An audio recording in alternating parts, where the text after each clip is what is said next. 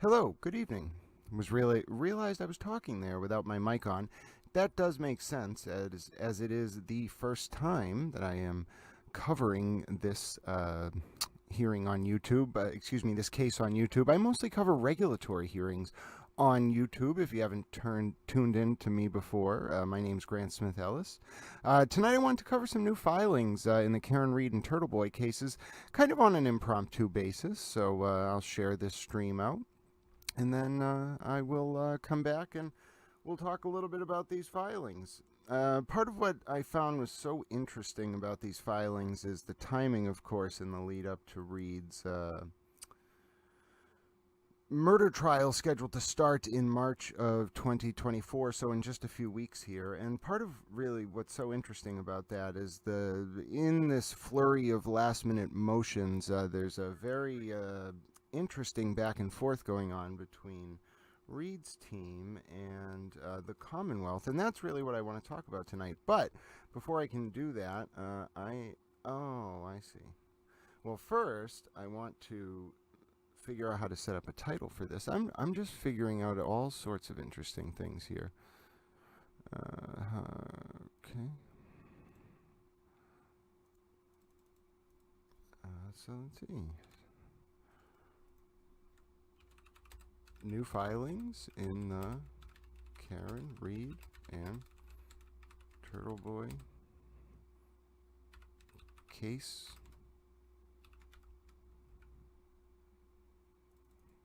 All right, new filings, and I suppose a title would have been ideal.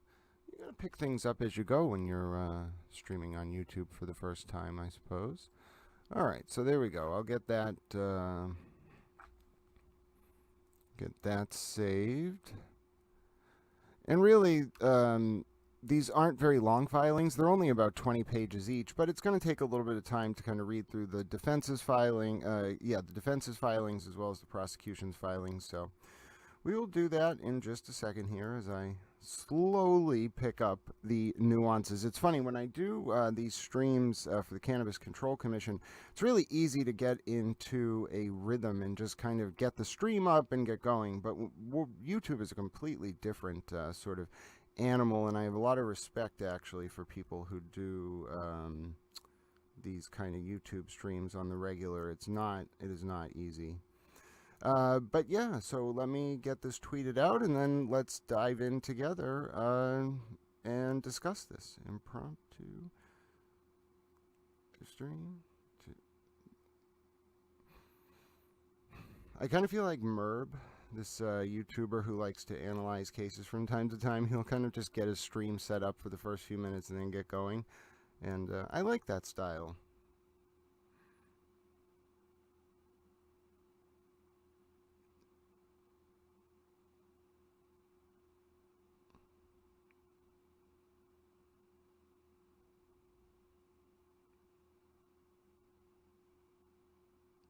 All right, so with that posted, let me now take a little bit of time to actually go through this filing.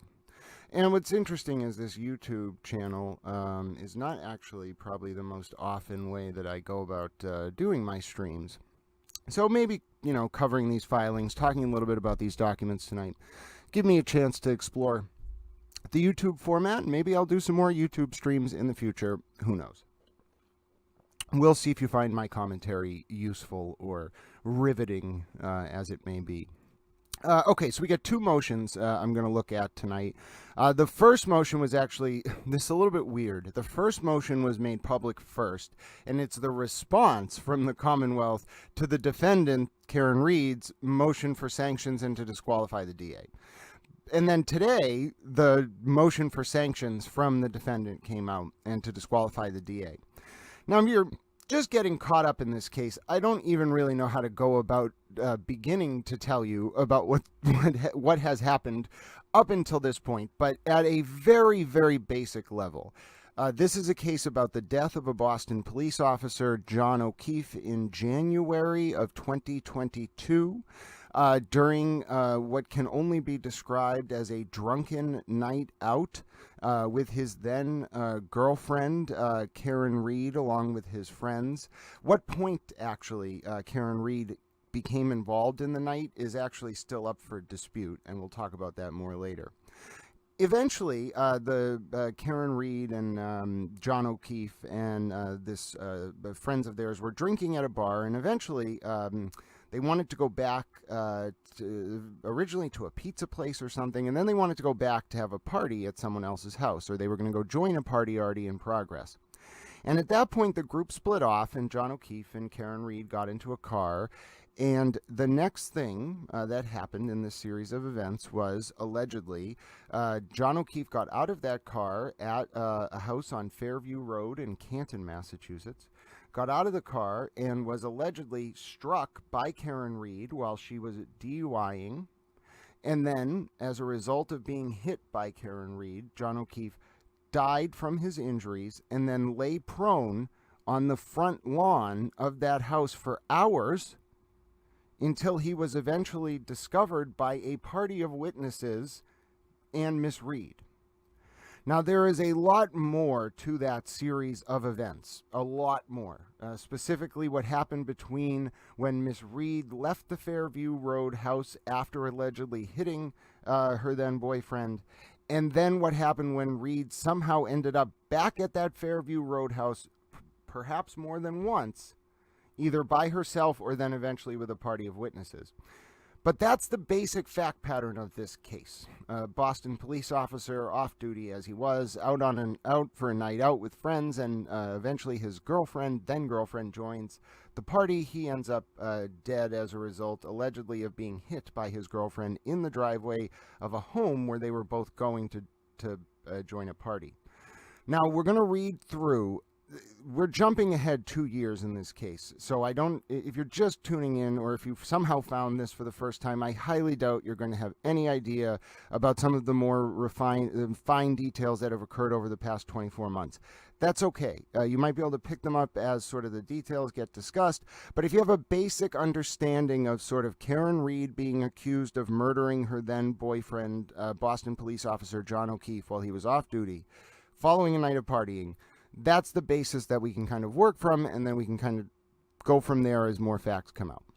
So the first thing we're going to read here is we're coming up to trial. So there have been a lot of intervening events, as I mentioned, between the night of the alleged murder and where we are today, February 21st, 2024.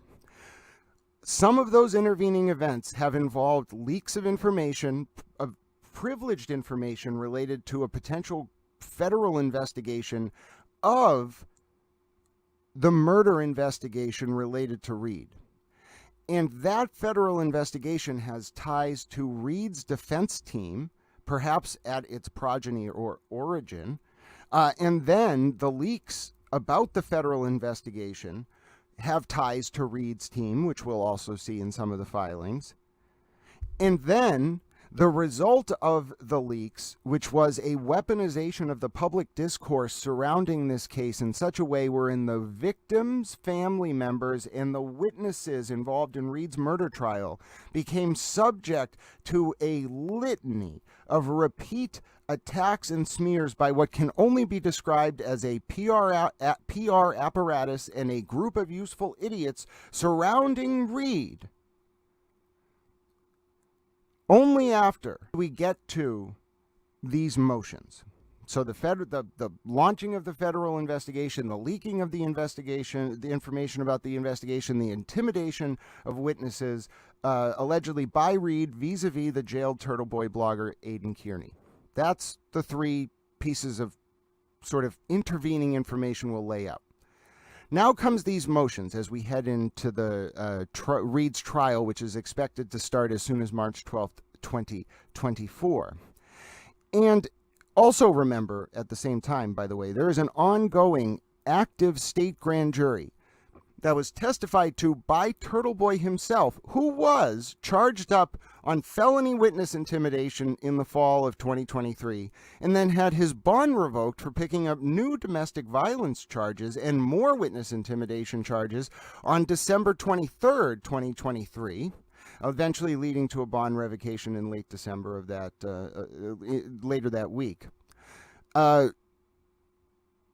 These that ongoing grand jury is not only into the actions of Read, but also into the actions of TurtleBoy and how those actions link together.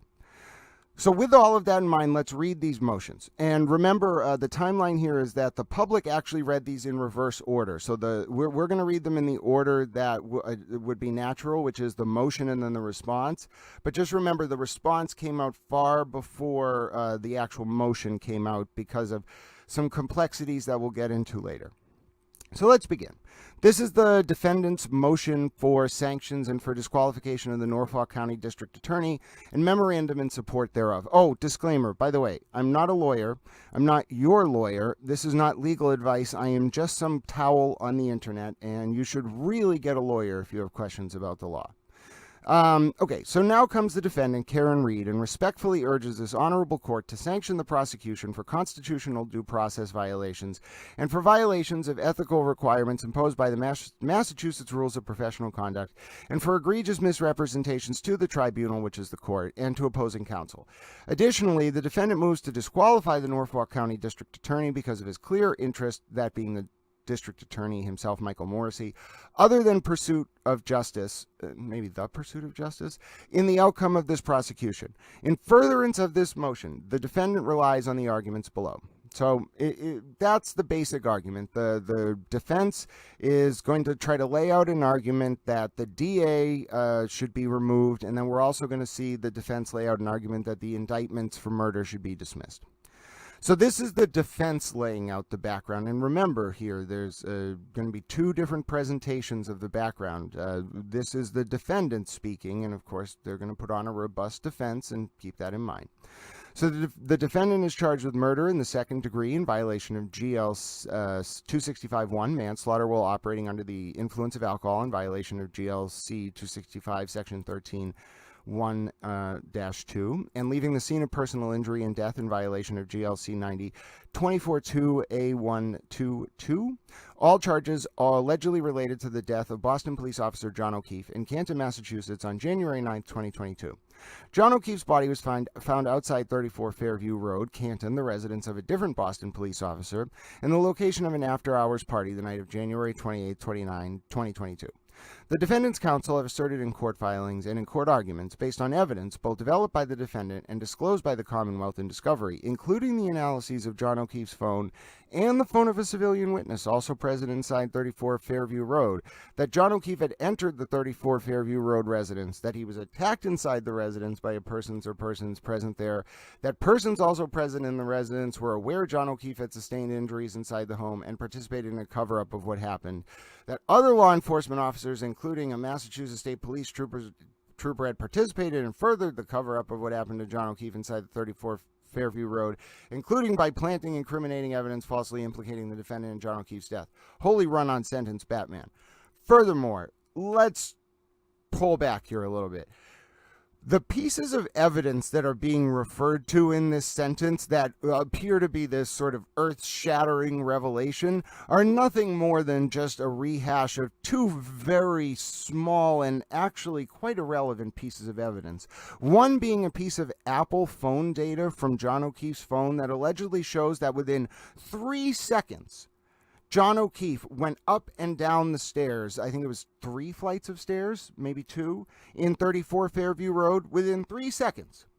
And I believe data experts have offered some kind of affidavit or testimony that the traversal, that the 3-second window in which John O'Keefe's phone potentially showed him inside the house was not only attributable to just general GPS errors, but also would not facilitate someone traversing the stairs in the amount of time offered.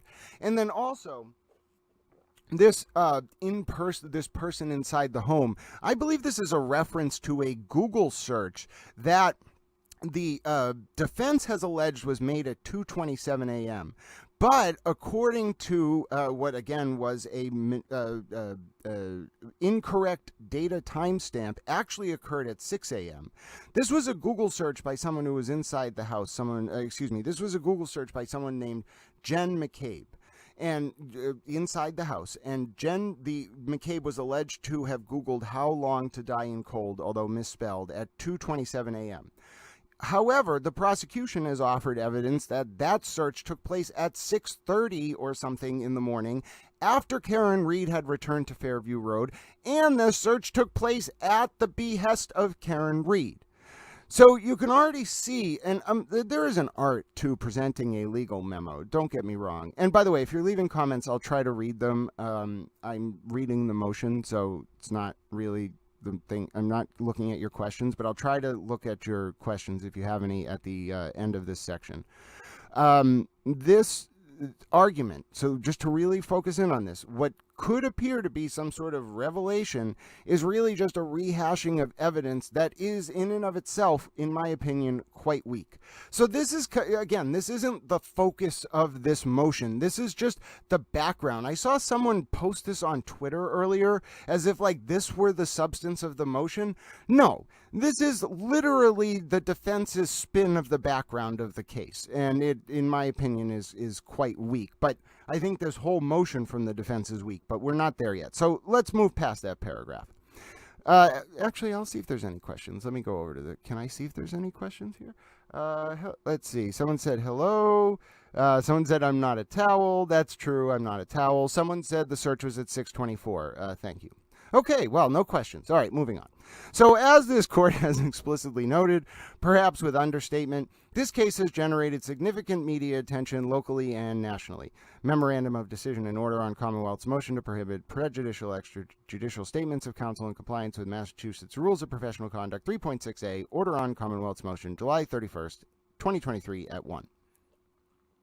The Commonwealth seeks and is denied a gag order. On June 9th, 2023, the Commonwealth filed its motion to prohibit prejudicial extrajudicial statements of counsel in compliance with the Massachusetts Rules of Professional Conduct. So this is referring to when the state of Massachusetts over the summer of 2023 saw this ramping up of witness intimidation. The first step that the state took was to file a motion with the court seeking to rein in defense counsel and the defendant in regards to how they were engaging either directly or indirectly about the case in the public sphere. That's what that sentence says. Seeking to prohibit defendant's counsel from making extrajudicial statements to the media that could be seen as prejudicial to the criminal proceedings, while simultaneously stating that the Commonwealth and its law enforcement witnesses agree to be bound by the same order guided by the Massachusetts Rules of Professional Conduct 3.6a, as well as Massachusetts Rules of Professional Conduct Rule 3.8, special responsibility of prosecutor. And if you're wondering, these rules of professional conduct are kind of like, it's what the Board of Bar Overseers deals with. It's this series of ethical obligations imposed on lawyers by virtue of being licensed. And the rules are very interesting. They're kind of wishy-washy.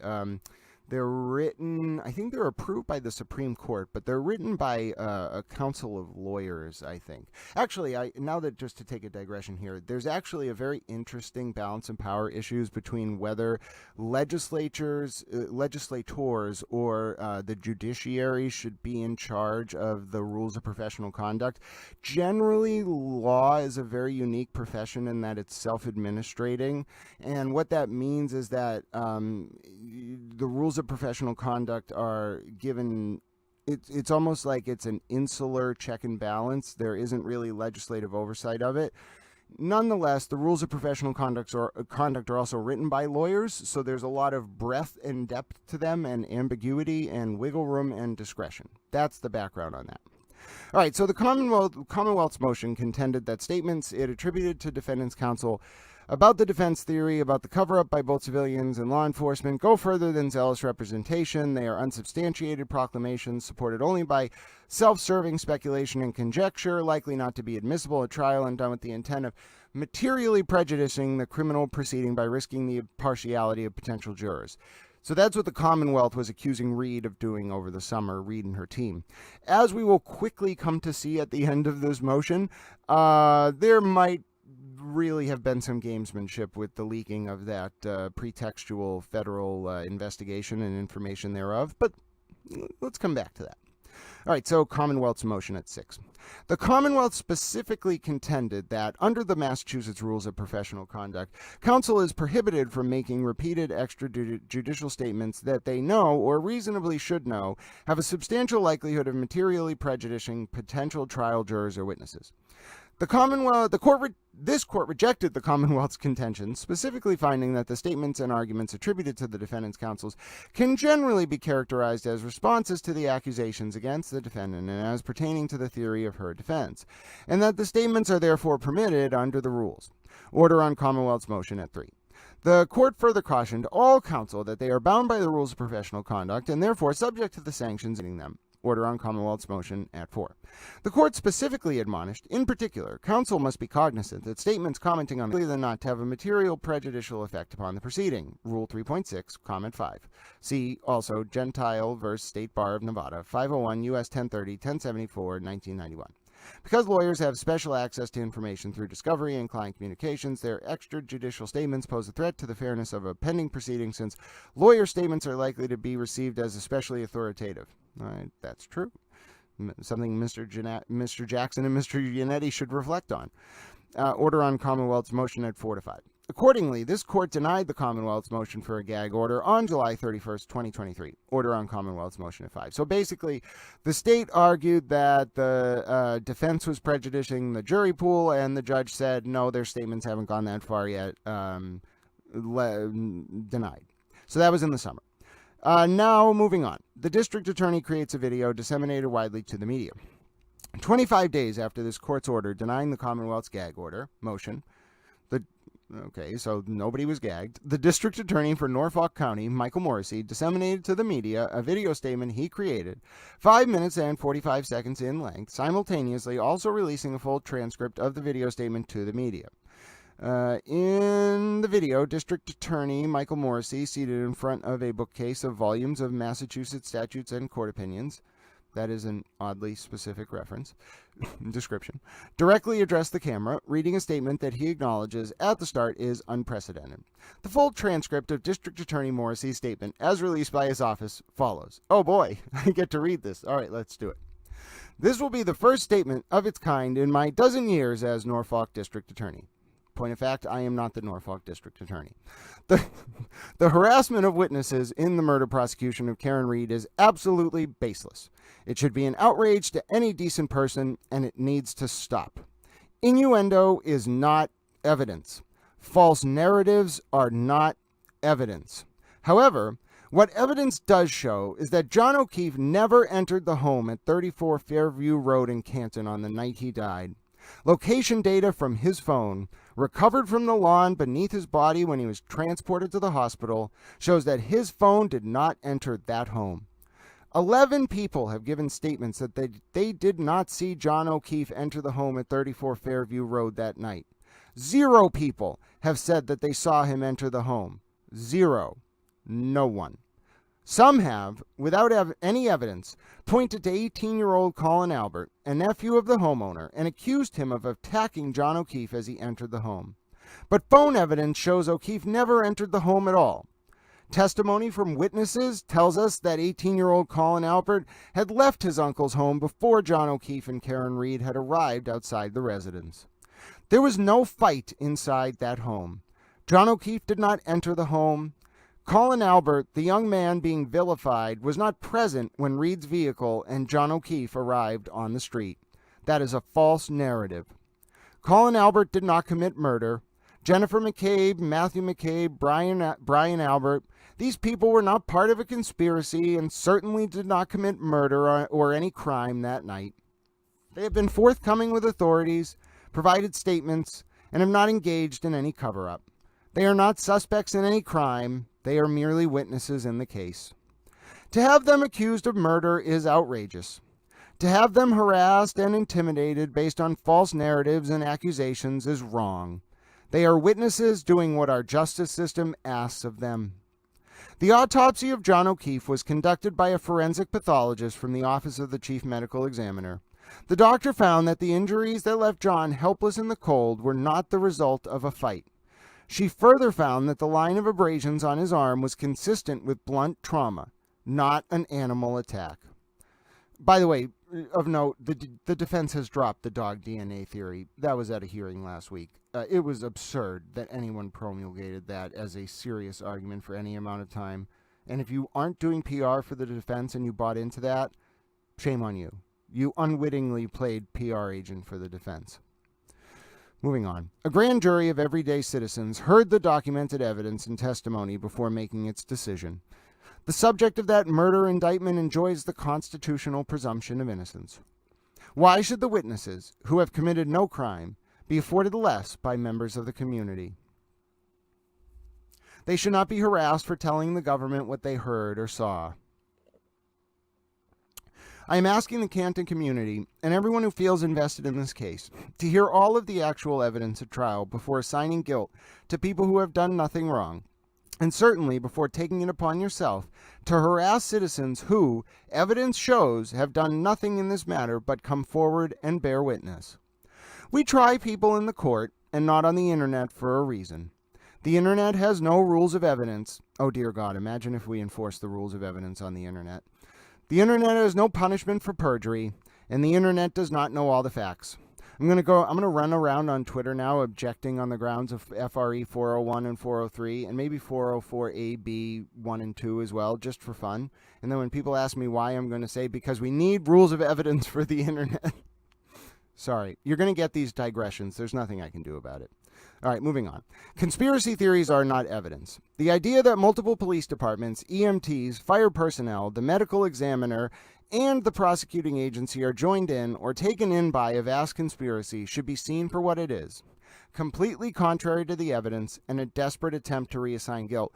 Aside, I'd go further than that. I would say it was a preemptive weaponization of the public forum to set up a bad faith move to dismiss the indictments by, in essence, entrapping the prosecutor into the position of, whether the federal probe was fake or not, being asked to resign.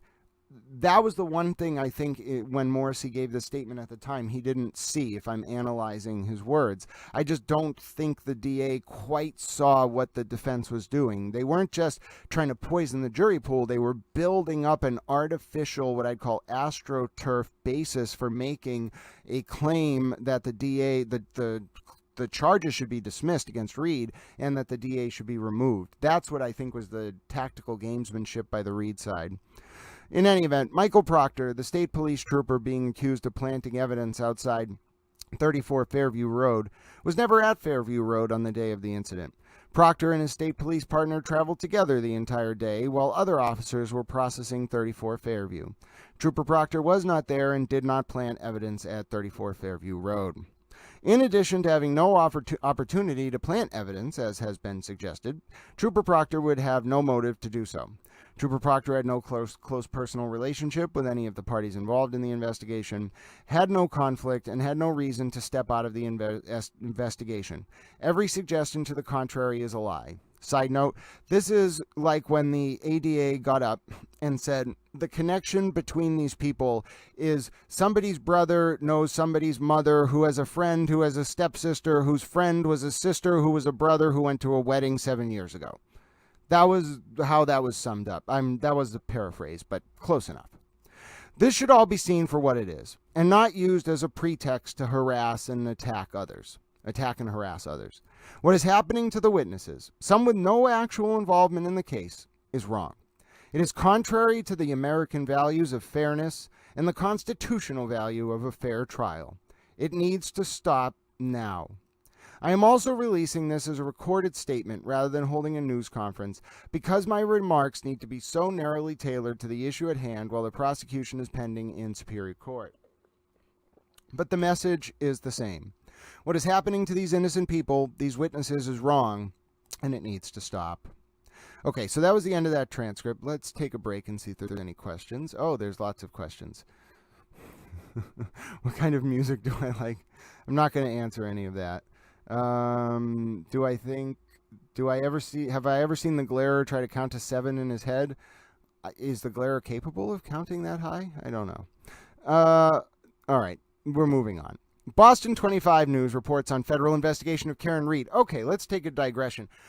I said earlier on Twitter that this filing for the first time doesn't cite to any coverage of TurtleBoy's coverage of the federal investigation. And I was right. This filing from the defense only cites to Ted Daniels' coverage of the federal investigation. Could it be that the defense didn't leak any federally protected information to Ted Daniels, but they did leak federally protected information to TurtleBoy? One would certainly come to wonder that. What an odd change in tactics. Every filing you cite to TB Daily News for a certain period of time after April or whatever it was of 2023, all of your filings have some reference to TB Daily News. And then all of a sudden, Ted Daniels, the self-professed, and I agreed with this analysis, the self-professed gold standard for investigative reporting on this case, has done excellent work, and his reporting deserves to be cited to. But don't tell me for 1 second, Karen Read defense team, that was not a tactical decision to cite to Ted's reporting instead of citing to TurtleBoy because of what is going to be really the meat of this stream, which is analyzing whether the DA rightfully was fighting fire with fire, which is the legal term for some God unknown reason, by virtue of the fact that the defense was indeed doing just that with that federally protected information. But we're not there yet. We are still at the background of all this, and by God, we're going to be good students of the law, and we are going to read these motions, and we're going to analyze every word of them, because that's what the judge is going to do. All right, Boston 25 News reports on federal investigation of Karen Read investigation. Remember I said the investigation of the investigation? It's a lot of investigations. On November 29, 2023, the Supervisor of Records of the Public Records Division of the Office of the Secretary of the Commonwealth sent a letter to the Norfolk County District's Attorney's Office regarding the petition of Ted Daniel of WFXT-TV Boston 25 News, appealing the response of the Norfolk County District Attorney's Office to a request for public records made on November 1st, 2023, seeking any letters, emails, or other correspondence Norfolk DA Morrissey or any members of his staff has sent to the DOJ entity that mention identified individuals. Okay. So what this is saying is that Ted Daniels went to the Norfolk County DA and said, I would like you to give me your public records on this topic. Then the DA was like, no. Then Ted Daniel went to the Secretary of the Commonwealth, who oversees compliance with the public records law, and said, the Norfolk DA didn't give me what I wanted because the information is protected. I think they should give it to me anyway.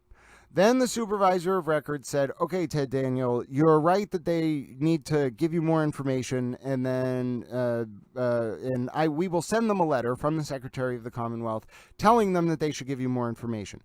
It doesn't mean that, so just so folks understand, it doesn't mean that the Norfolk DA has to give all of the information up that Ted wanted. It just means that the Secretary of the Commonwealth is saying that whatever exemption the Norfolk DA cited wasn't appropriate or needs to be reevaluated. Okay. The Supervisor of Public Records letter indicates the Norfolk County District Attorney's Office responded on November 14, 2023 to the Boston 25 News public records request by identifying a single responsive record and withholding that record pursuant to identified exemptions of the public records law, precipitating the petitioned appeal. The Supervisor of Public Records letter further indicates the Supervisor of Public Records understanding that the Norfolk County DA's office intends on providing a subsequent response to Mr. Daniel, and accordingly ordering the Norfolk DA, Norfolk County District's Attorney's Office to provide Mr. Daniel with a response to his request in a manner consistent with the public records law and its regulations within 10 business days.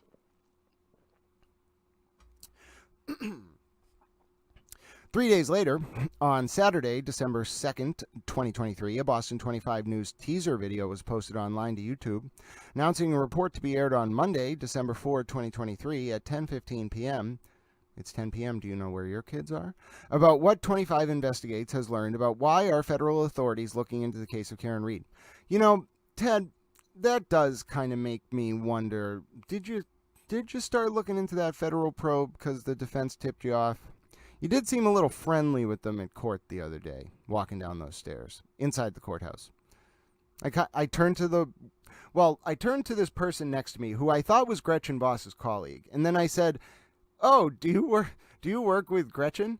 And then she said, "No." And then I said, "Oh, who do you work with?" And then she said, "ABC." And then I said, "Oh, well, look at Ted Daniel talking to the Read defense team. I knew he was close with them."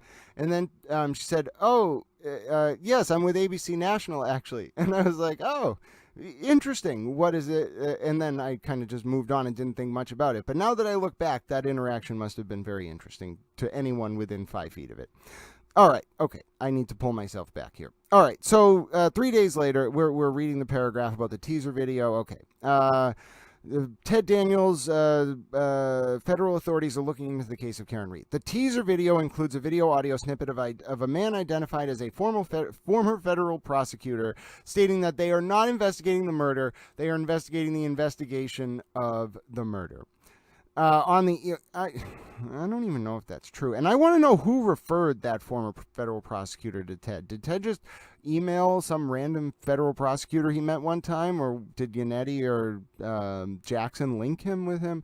A lot of like news stories, you'd be surprised. So obviously I do a little bit of journalism. I suppose you could say I am professionally trained as a journalist. And I have a decent amount of experience, which makes it a little bit of an unfair playing field when I'm analyzing some of this stuff. But I have a decent amount of experience with how news stories happen. And far more of that process than people realize is kind of off-the-record networking, where people are suggesting people to talk to and things like that. It's very easy for a reporter to get caught up in a narrative because the person presenting them the story can get ahead of the reporter's questions and always send the reporter to someone who's going to answer the questions in a way that presents their side, quote unquote. So I, from the very beginning of those Boston 25 news reports, just again as an aside, I was a little bit suspect of Mr. Daniel. Not necessarily his reporting, just who was feeding him information. Anyway, on the evening of December 4th, 2023, so that is the same day, during its 6 p.m. newscast, Boston 25 News aired a preview report about its upcoming 10:15 p.m. report, asserting that our sources tell us the U.S. Attorney's Office is investigating the investigators who charged Read with murder, and that a federal grand jury that's been meeting doesn't appear to be targeting people outside of law enforcement. I don't know if any of that aligns with the reporting that I've seen now that I look back. But again, this was back in early December of 2023, and things didn't really start unfolding really until January. So, but still, very misleading presentation in my opinion. Even on December 4th by Fox 25 or Boston 25, there's something weird about how that's presented. That's very pro-defense. All right, anyway, the Norfolk County District Attorney was aware of being investigated. Notice that the filing doesn't say was aware the DA was a target of the investigation. Why? Because the last time Yannetti said that in court, it led to perhaps the rarest thing I've ever seen, which is the U.S. Attorney releasing a statement about an active investigation to specifically debunk Yannetti's statement on the court record that the DA was a target of the federal investigation. Why does that matter? Well, because the word target has a very specific connotation in the context of a federal investigation. So anyway, now you can see the defense is using the word the Norfolk County District Attorney was aware of being investigated. That same day, on December 4, 2023, the Norfolk County District Attorney's Office provided the defendant with an additional notice of discovery, disclosing for the first time 6 letters between the Norfolk County District Attorney's Office and the U.S. Attorney's Office or the United States Department of Justice or the FBI, sent between May 2023 and November of 2023, all regarding the existence of a federal investigation of the Karen Read investigation prosecution. So just so folks understand, all of these letters were federally privileged. They were communications where the DA was saying to the U.S. Attorney, and it comes up again later, basically, is this a pretextual investigation? Is the U.S. Attorney's Office for the District of Massachusetts conflicted? A number of questions were raised, and there was ongoing discussion between the federal government and the Norfolk County District Attorney's Office about that. Now, remember, there are allegations that the U.S. Attorney's Office is talking directly at the same time, going back at least a year, maybe more, to Read and her attorneys. In fact, Read is suggesting to TurtleBoy in messages that are now confirmed, we'll read about them in a little bit, that Read was getting information directly from Josh Levy himself, the U.S. Attorney. So, all right, let's continue. That correspondence includes a June 12, 2023 letter from the acting U.S. Attorney, previously the first Assistant U.S. Attorney, informing the Norfolk County District Attorney's Office that we have no issue with you advising defense counsel about the contact we have had with your office and the information we have shared if you determine such a disclosure is warranted under Mass Rules of Criminal Procedure 14. The December 4th Notice of Discovery additionally discloses that as of December 4, 2023, the Norfolk District Attorney's Office has received no discovery information about the parameters of federal activity nor confirmation about whether any witnesses associated with Commonwealth v. Read have testified before a federal grand jury. The disclosed letters also include a May 18, 2023, 4-page letter sent by District Attorney Michael Morrissey to the Office of Professional Responsibility at the U.S. DOJ, requesting that an ongoing investigation be conducted by the U.S. Attorney's Office that an ongoing investigation being conducted by the United States Attorney's Office for the District of Massachusetts be transferred to another office without history of conflict, bias, and abuse and prosecutorial discretion. If you're wondering what that's about, by the way, there is a long-stemming feud that goes back to when William Delahunt was the DA of Norfolk County. Long-standing feud between these two offices. They just don't like each other. Something about Whitey Bulger being upset at state cops who caught him, and they Conley set up this fake investigation, and basically these offices have not been friends for a long time. The tension further became exacerbated during a 2015 criminal trial, according to reports. According to Morrissey's letter, actually, the DA's letter. The tension became exacerbated during a 2015 prosecution related to Stephen the Rifleman Flemmy, ironically also in Bulger's circle. Now, most of the time, state murder prosecutions are the exclusive jurisdiction of the local prosecutor, but the feds in that case, I think because Flemmy was an informant or something, wanted to take the case, so the Norfolk DA gave up jurisdiction and they worked to help prosecute the case with the USAG. Well, during that time, this was when Michael Morrissey was the DA, a woman with the last name of Chow was working at the Norfolk DA's office and got passed over for a promotion, and I think eventually left the office. Her husband was at the time relatively high up in the DOJ, in the U.S. Attorney's Office for the District of Massachusetts, but now I believe is the head of the Public Integrity Unit within the DOJ's Boston office. So again, there's some history between these two offices. Nothing that has anything to do with the Karen Read case, mind you, just history between these two offices. So that we're moving on now. District Attorney Morrissey's May 18, 2023 letter specifically discloses District Attorney Morrissey's knowledge, gained 3 weeks earlier, that multiple states' witnesses in the Karen Read case had received subpoenas to appear before a federal grand jury. That this was over the summer of 2023, I believe, that shortly after the knowledge of the federal subpoenas was granted, the first assistant at the U.S. Attorney's Office had a telephone conversation with the first assistant at the Norfolk County District Attorney's Office disclosing the existence of a federal investigation involving a number of the witnesses in the Karen Read case, and that since the call concluded, we have confirmed that witnesses testified before the grand jury. District Attorney Morrissey's May 18, 2023 letter also discloses District Attorney Morrissey's belief that a reasonable person could conclude that the same type of tactics, that is the weaponization of the U.S. Attorney's Office for personal, political, and retributive purposes, are being employed against the Norfolk District Attorney's Office in the Read investigation. District Attorney Morrissey's May 18, 2023 letter also elaborates on why DA Morrissey believes he personally and his office are being targeted for investigation by the U.S. Attorney, including that the then outgoing U.S. Attorney had made no secret of her personal animosity towards me. This is Rachel Rollins, including repeated, crude, outlandish personal and professional attacks against me in the media during her time as Suffolk District Attorney. Okay, so what Read's lawyers don't explain there is that that's not really the root of the tension.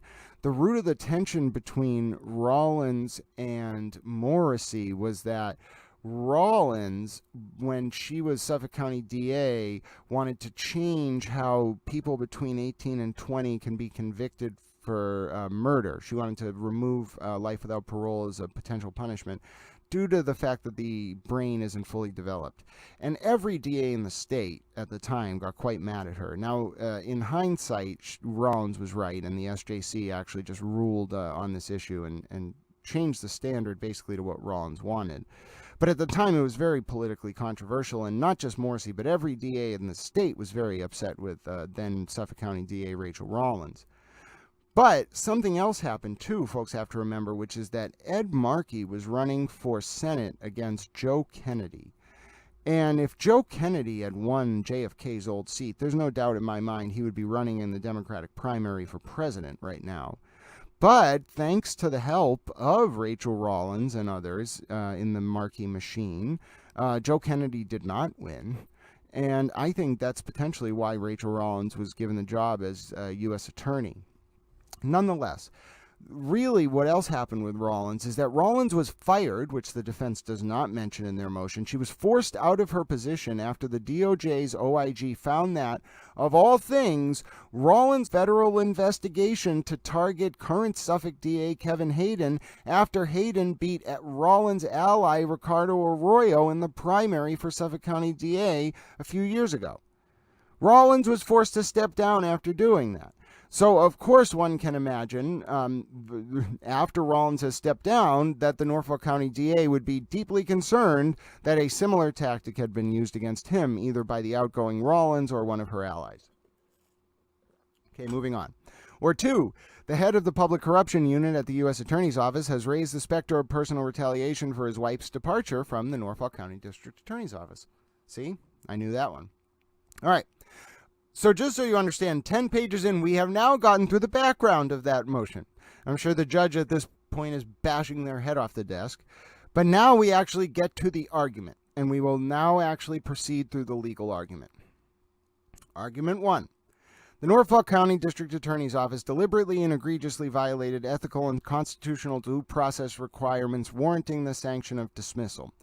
So, we will go through each argument. We don't have to read it verbatim. The first argument is that the statement that we just read about in the facts was done in such a way as to violate the admonishment of the court who denied the gag order, mind you. So there was no gag order, just an admonishment. And the Commonwealth's delayed disclosure of its knowledge of the existence of a federal investigation of the Read prosecution, which the Commonwealth wouldn't have been able to disclose without permission to begin with.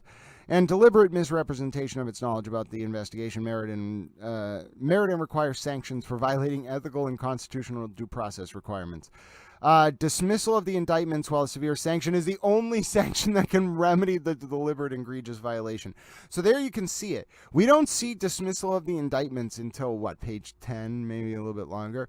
This whole thing, all of this, was building up to trying to make a dismissal argument. Because when you motion to dismiss a criminal case regularly in the Commonwealth, it's called a de Benedetto motion, and you're just reviewing the PC to charge, basically, or indict.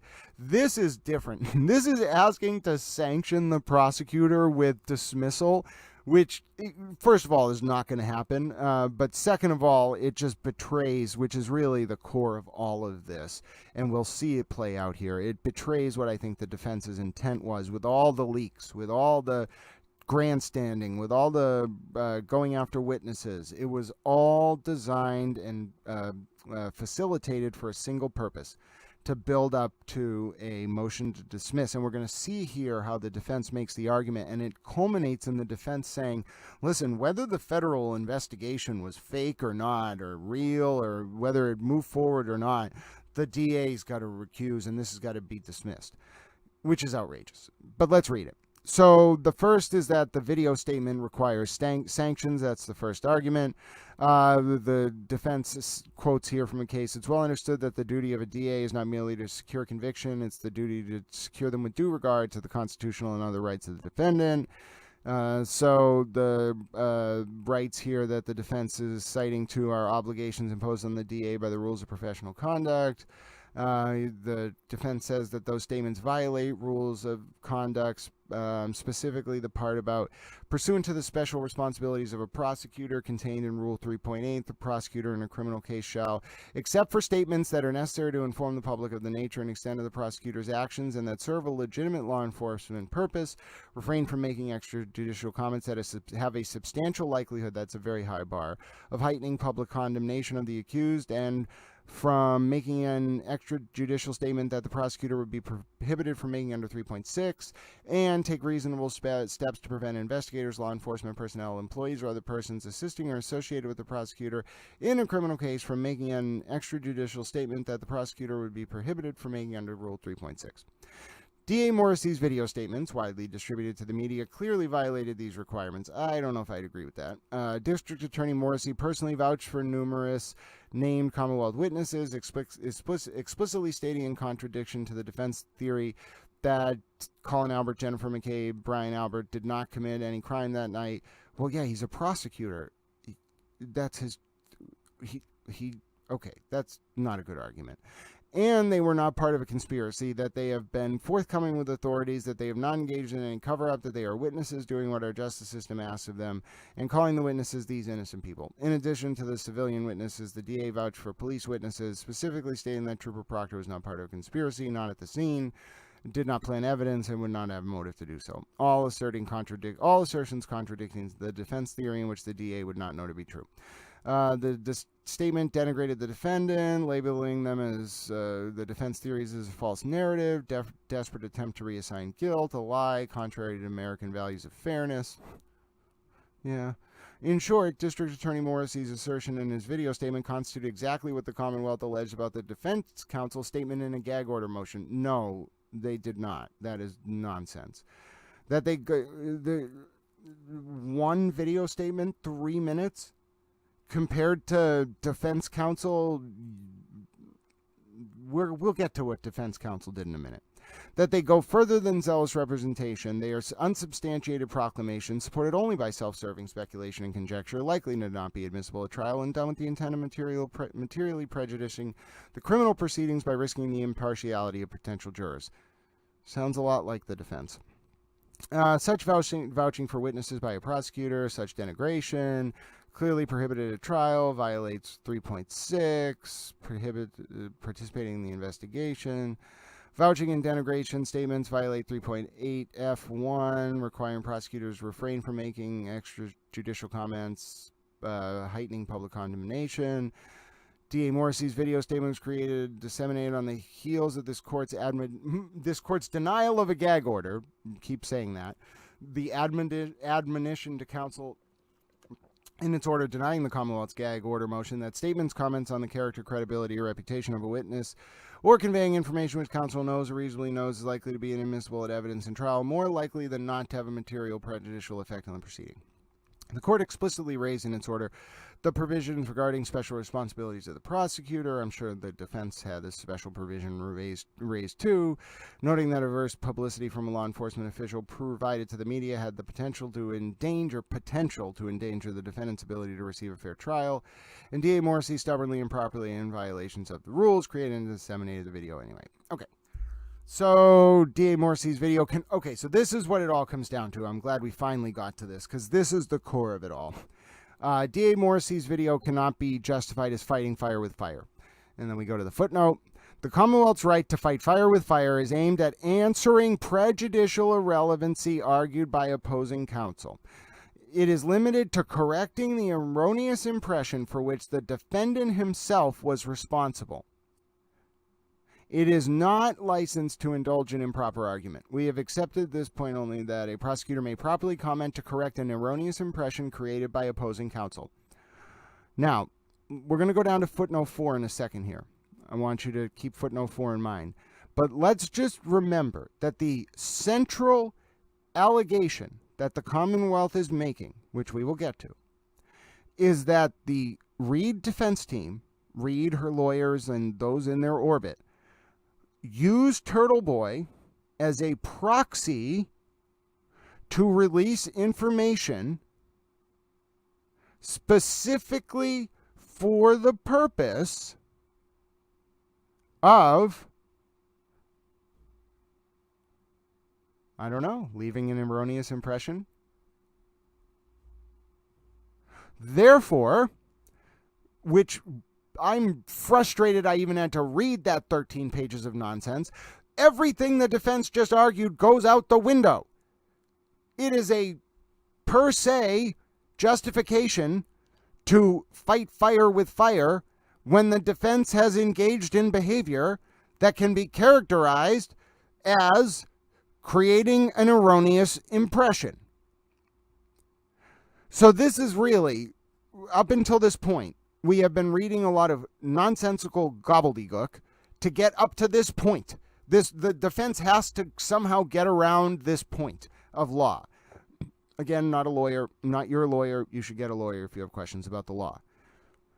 Morrissey's permitted to make that video statement if it's fighting fire with fire. That's basically what it comes down to. And the defense has to spend all of its time trying to argue around that, which fundamentally I don't think it can do. Now, the defense also says, nor can DA Morrissey's video statement be justified as having, in the language of Rule 3.8, a legitimate law enforcement purpose to curtail any intimidations of witnesses in a pending prosecution. This part is hilarious. I almost fell off my chair reading this. Repeatedly during the video statement, DA Morrissey raised harassment and intimidation of witnesses as an issue. Yeah, like booing the mother of John O'Keefe, like going to witnesses' homes, like yelling vulgar things at them. Yeah, that was indeed happening. It wasn't that the DA raised it, it's that that was happening. DA Morrissey also raised in the video statement the obligation for his own remarks to be so narrowly tailored to the issue at hand while the prosecution is pending in the Superior Court.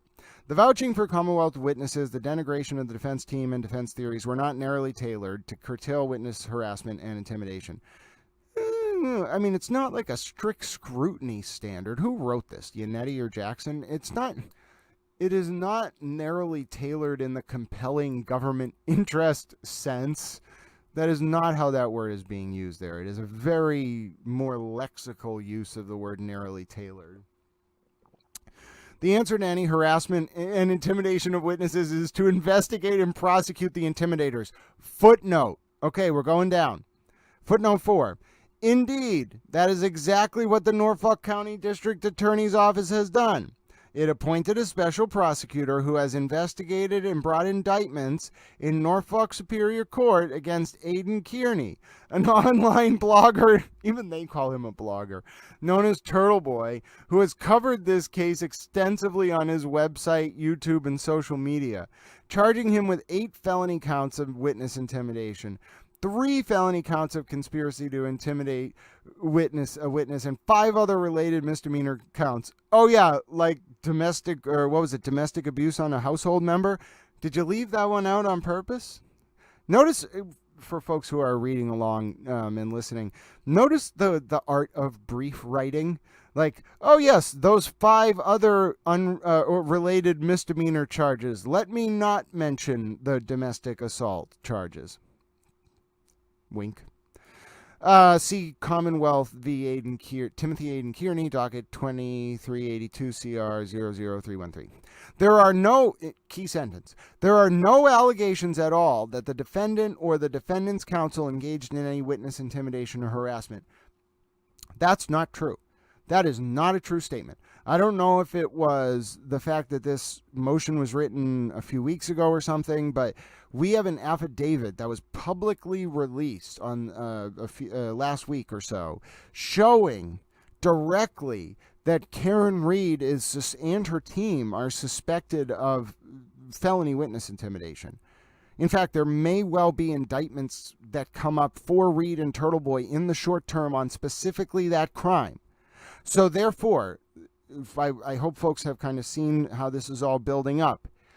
If the nexus of Read's team's argument is that Morrissey couldn't have been fighting fire with fire because Read wasn't the one releasing information and intimidating witnesses.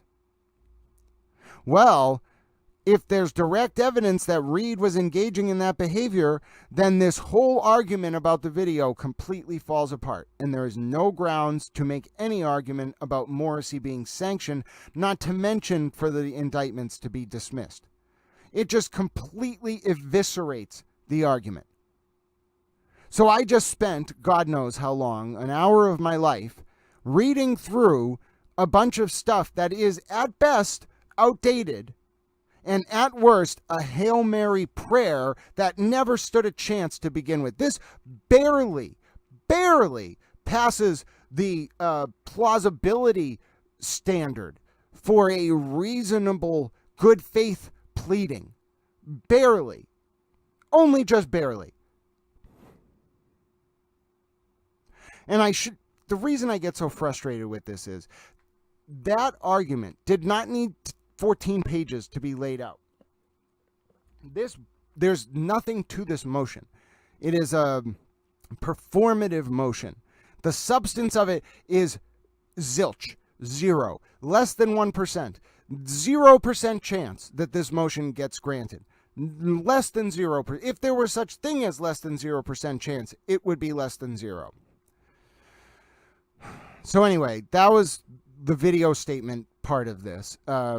And I think we can move on to the next part, which is the disclosures and misrepresentations about the federal investigation. This centers just down on timeline and who has permission to release what.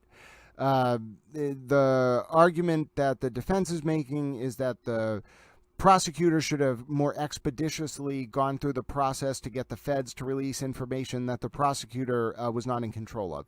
It's not a good argument. The federal government sets the tone, sets the rules. Do you know how I know that? Well, I read Section 156 of the Justice Department manual that specifically interprets Rule 6A2 of the Rules of Criminal Procedure in the context of, 28 USC, or 28 CFR, 38, 21 through 26, I think it is. Yeah, I read it. And so I know that it's not just a matter of the Norfolk County District Attorney's Office making a decision to release information. No, there is very specific processes and procedures for how that information gets disclosed. Whether it involves the U.S. Attorney being a party to the case or not. There is a very specific process, and I assure you that the Norfolk County District Attorney's role in that process is only at the very end. Do they get told, as apparently they were, okay, now you may release something if you feel that it is appropriate under your local rules of criminal procedure. Okay, so that's my opinion on that section. So let's get to this, what the Read team really wanted to do here. They want to dismiss these murder charges. And they note here, which is why they're not going to win this, dismissal of a criminal case in this context as a sanction is a remedy of last resort. Nonetheless, an indictment is the appropriate remedy for prosecutorial misconduct. You know what? Let's look up Commonwealth v. Kronk. Let's take a look at what the state did in that case. Let's take a look at what the prosecutorial misconduct was in that case, and let's do some real-time shepherdizing. All right, so here we go. This is it. 396 Mass 194. Yeah, 396 Mass 194 198. All right, let's take a read. In this case, the district court judge ordered that a criminal complaint be dismissed with prejudice because of the Commonwealth's failure to comply with discovery orders. All right. We remand the matter to the district court judge. I don't need the... Okay. The defendant filed 11 separate discovery motions with... Okay, allowed the discovery request. At the time of trial, the Commonwealth had not responded to the discovery order. Oh, okay. Accordingly, the district court judge directed the Commonwealth to comply by April 17th. Or by June 8th, the Commonwealth was also instructed that failure to provide the desired discovery material would cause the court to dismiss the complaint. The second pre-trial conference was held on June 4th. The Commonwealth filed responses to discovery. So when was that? After the date? Yeah, 4 days. Wow. Okay, you can. Come on, ADA. June 8th is June 8th. What are you doing filing it June 12th? The Commonwealth filed responses to discovery along with a motion to permit late filing.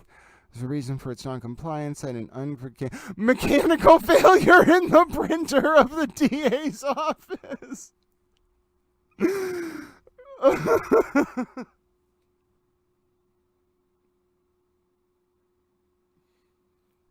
My life is a theater of the absurd.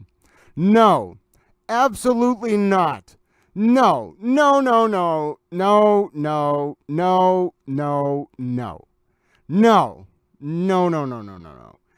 First of all, that standard clearly requires the court to say, I am going to dismiss this if you don't do X, which never happened in the Read case. Absolutely not. At best, that admonishment wasn't even a gag order.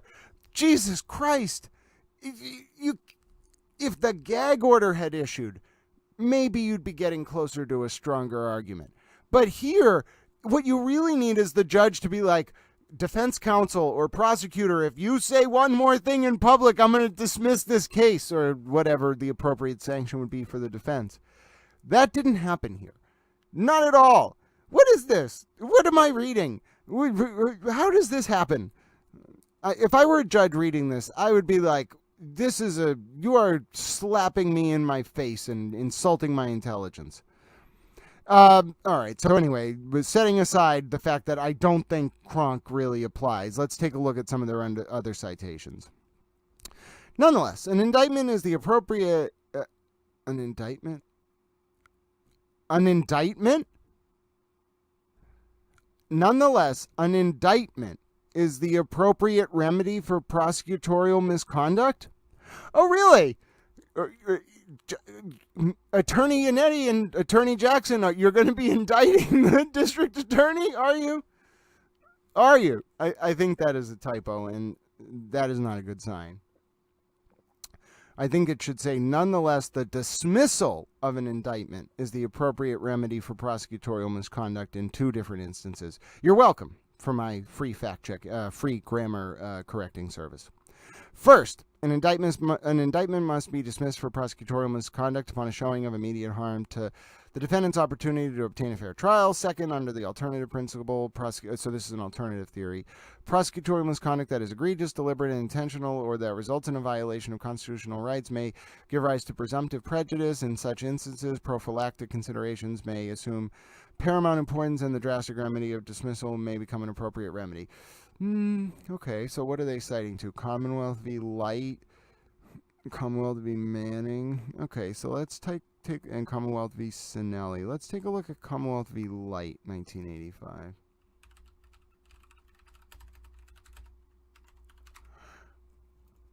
Do we think we're going to find anything here? Let's see. Let's find out what the prosecutorial misconduct was. Let's see. Declining to dismiss complaint based on police department's deliberate failure to disclose material physical evidence so exculpatory that it might well have ended the case with a finding of not guilty. Okay, if they didn't even dismiss the complaint in that instance, that is not a very good That is not a very good start. And let's look up Commonwealth v. Manning as well. When's that from? 77. This is called shepherdizing, by the way. When you read motions and things like that and they mention cases, you have to then go find the case and then read it. All right, so let's see this Commonwealth v. Manning.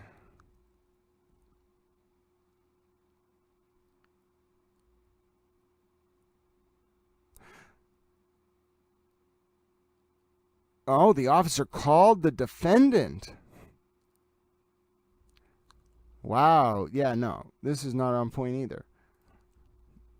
And then what's the last one? Commonwealth v. Sinelli? The reason why I'm looking these up is the judge is gonna, or their clerk is gonna look at these. And none of these are really on point at all. Like, not even close. All right, so let's take a look at this one. This is the last one they cited. Evidence at the trial of indictments charging armed robber was sufficient, or despite a defendant's claim, who would definitely identify him. A judge is not... okay. Oh, here we go. A judge... Although police officers acted improperly in conducting a post-arraignment interview, a defendant at a house of corrections when they reason was represented, and after, oh my God, their conduct did not require. Are you kidding me? Although police officers acted improperly in conducting a post-arraignment interview of a defendant at a house of corrections when they had reason to know he was represented by counsel, and after he suggested that counsel should be present, their conduct did not require dismissal of indictments against the defendant. Oh, my dear God. No, you are not going to win this motion, defense. No chance. But there you go. So you can see the type of things where, when this has gone up to the higher courts in the state before, they haven't been willing to dismiss. I don't think we have anything like that here in the context of Morrissey's video. My God. Not even close, in my opinion. So this is trying to meet the standard, which is admittedly very high. I don't think they're going to make it. This is the other part, though, of this that's very interesting. I mentioned earlier that I thought the defense here was really just building up to making this argument from the beginning with the leaks of the information about the federal grand jury. But this is really it. The Norfolk DA has an interest in the outcome of the prosecution other than the interest of justice requiring disqualification of that office from this prosecution. And it's just the argument that because the Read defense, although they don't admit to this in the filing, but because the Read defense was able to get a federal investigation started and then allegedly leak misleading and out of context and protected information about that investigation, therefore the DA's office should remove themselves and the charges should be dismissed. The really telling sign, though, about that for me is right down. Now the defense goes on some other tangents about how there was delays in getting them information, but they got their discovery. In fact, I think a lot of the outstanding questions regarding discovery are really directed at the defense at this point. But the really telling thing comes at the end of the motion, where it says quite clearly that the defense is looking for this to be dismissed or reassigned to another prosecutor. Really, I think it was to be dismissed. And the quote I'm looking for, which I am going to find, is when the defense says it doesn't matter whether the federal investigation was in good faith or bad faith or real or wrong. Just the fact that it was leaked and there was discussion about it means that the DA should be removed and the case should be dismissed. See, right here, whether he was right or wrong that the investigation was improperly motivated by animus towards him and his office, Morrissey clearly had an interest in the conviction of Karen Read other than the interest of justice. That's a complete reversal of the facts. It was Read and her team who had an interest in the presentation of Morrissey as under investigation that was not driven by the interest of justice, in my opinion. And with all of that said, however long we are into this, now we get to the Commonwealth's response. But remember, you've just heard the whole motion. What actually happened was the Commonwealth's response came out first, and then the defense's motion came out. Now, the Commonwealth's response isn't as long, but we're going to go through it. So now comes the Commonwealth in the above captioned matter and submits the following. I shouldn't say it's not as long. It's about 1 page shorter. It's actually 301 pages with appendices and affidavits or whatever it may be. We're not going to go through all of them, though. Now comes the Commonwealth in the above captioned matter and submits the following in opposition to the defendant's claims that her indictment... Well, actually, let's pause for a sec. Do we have any questions? Let me see. 5 U.S.C. 301 and 28 CFR 1621 through 24. That is the correct citation. Thank you. Someone said they can mostly understand based on how I'm going through and doing the shepherdizing. I'm glad that I was able to be helpful. I know defense is supposed to cast doubt against their client, but I don't recall ever seeing it this bad. Oh, a lot of interesting comments. All right. Well, if you have questions, you can ask them, and if I see them, I'll try to answer them. All right, so let's start reading. Now comes the Commonwealth in the above captioned matter and submits the following in opposition to the defendant's claims that her indictments for second-degree murder in violation of GLC 265, Section 1, we know what these are, GLC 265, Section 13, GLC Chapter 90, Section 24 to a 1.5, manslaughter while operating under the influence, leaving the scene, resulting in injury or death, and murder. Should be dismissed because of a statement made by the Norfolk DA Michael W. Morrissey approximately 6 months ago and a purported delayed disclosure about an investigation being conducted by the U.S. Attorney's Office.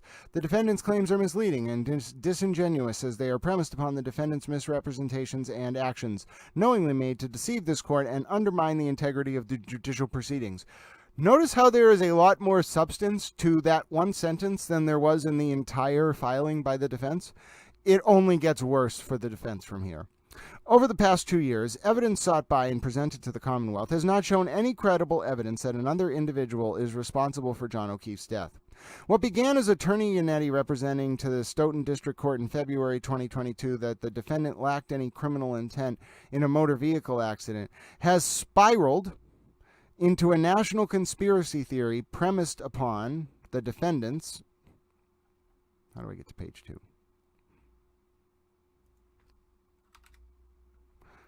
Ah, I see. Oh, there we go. Folds like a little book.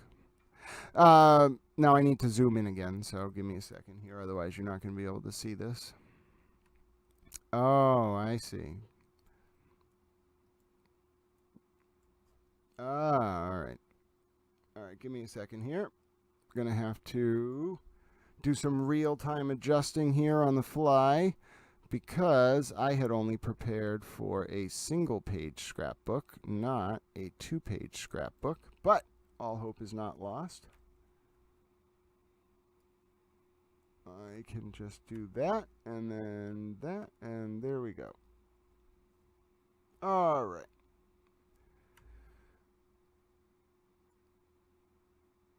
Okay, so in response to an extraordinary degree of relentless harassment and intimidation of nearly every witness associated with this case, which included a July 2023 rolling rally of nearly his homes and calling them murderers, on August 25th, 2023, DA Morrissey released a recorded statement that cautioned against the improper and unlawful harassment of witnesses.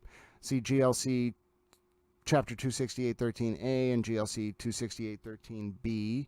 Exhibit A, transcription of statement. Exhibit B, paragraph 31 through 41, search warrant affidavit of Mass State Police Detective Brian Tully for the seizure of the defendant Karen Read's mobile devices. District Attorney Morrissey's statements fell well within the Massachusetts Rules of Professional Conduct 3.6b6 that permits an attorney to make a warning of danger concerning the behavior of a person involved when there is reason to believe that there exists a likelihood of substantial harm to an individual or to the public interest. That's a thing. That is actually a thing. If you think that if you become aware of information that you think could lead to someone else being harmed in the context of your work as an attorney, you can go tell people. That is a thing. And Mass Rules of Professional Conduct 3.8f, statements that are necessary to inform the public of the nature and the extent of the prosecutor's actions and that serve a legitimate law enforcement purpose. DA Michael Morrissey's statement was also an appropriate response under the Mass Rules of Professional Conduct 3.6c to rebut the prejudicial effect of the defendant and her counsel's misconduct. Under Mass Rules of Professional Conduct 3.6c, a lawyer may make a statement that a reasonable lawyer would believe is required to. And now I'm just going to do this because I really didn't plan for this at all.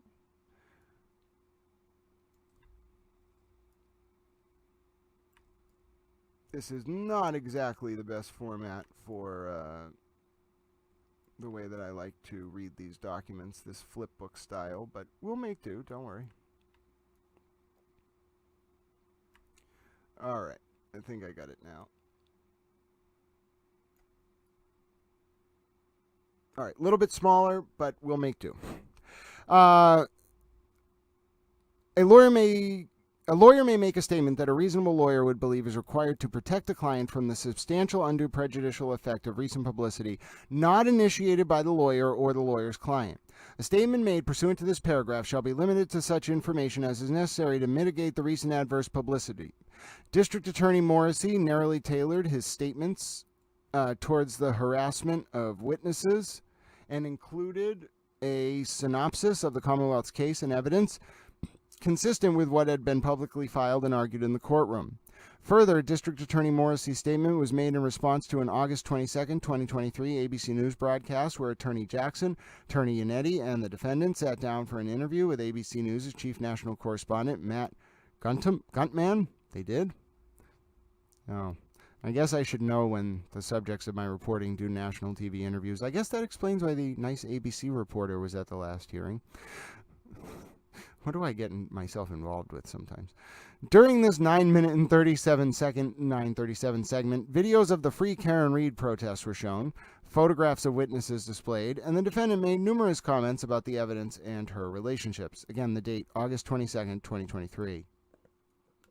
When asked about what the defense believes to have occurred, Attorney Jackson passionately asserted pieces of taillight evidence were planted after the fact and that the victim walked into the house. I think he was confronted and was likely brought down to the basement. I think that confrontation got physical and he was beaten to a point of unconsciousness.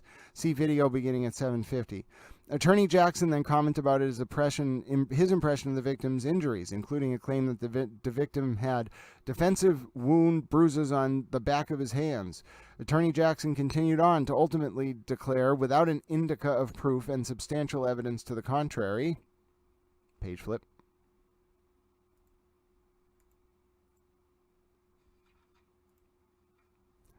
this was a cover-up. John was murdered inside that house. His body was placed outside, close quote.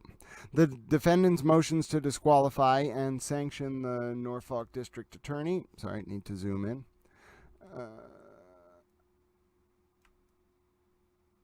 Maybe I can just shrink this down and then not have to deal with this. Sorry. There's just so much information to go through right now, and I'm trying to figure out the best way to present it to you. All right, I think we're going to go with this for now, because that way I don't have to keep moving this back and forth. And then what I'll do is I will zoom in.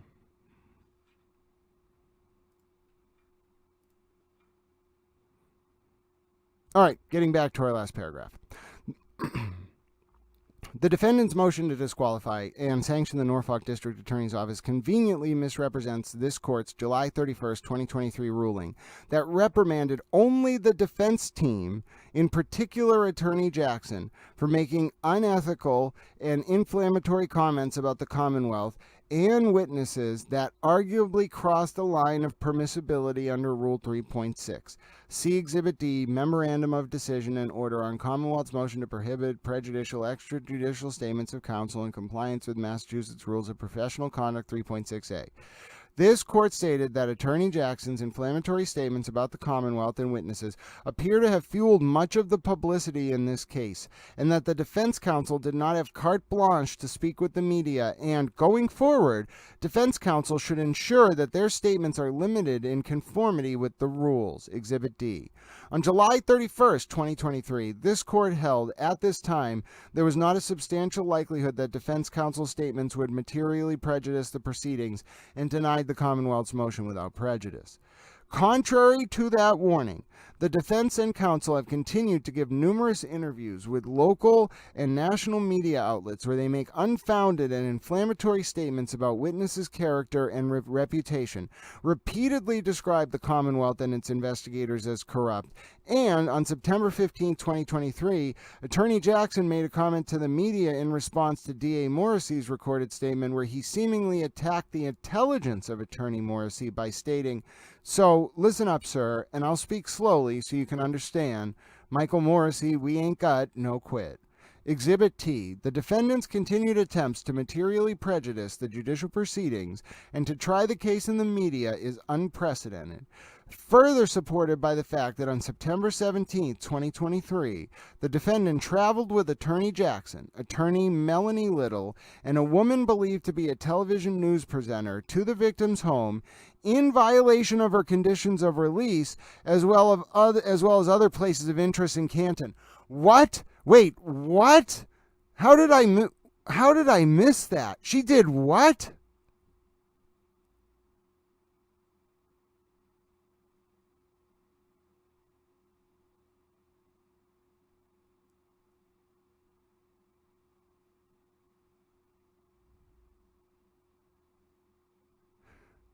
Yeah, they're setting her up to bond violate her for sure. They're going to hit her with new charges and bond violate her. Wow. Wow. Oh, dear God. I knew that she was traveling around that day because I saw the pictures in the appendix of her SUV pulling into someone's home. I knew that there was a report that Jackson was in the car. I didn't realize that Read was going around to those homes herself with a television producer. Like, she has a no contact order, and I think one of the homes she went to was one of the people listed in the order. Wow. That. All right. When balanced by the amount of public and prejudicial statements made by the defense and her counsel, the suggestion that D.A. Morrissey's statement from over 6 months ago threatens her right to a fair trial is untenable. I agree with that. See Rule 3.6, Comment 7. When prejudicial statements have been publicly made by others, responsive statements may have the salutary effect of lessening any resulting adverse impact on the adjudicative proceeding. Salutary?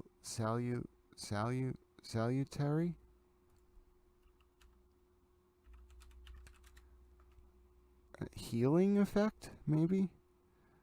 It means something corrective or beneficially effective, even though it may in itself be unpleasant. Really? Who just uses that word? What a great word.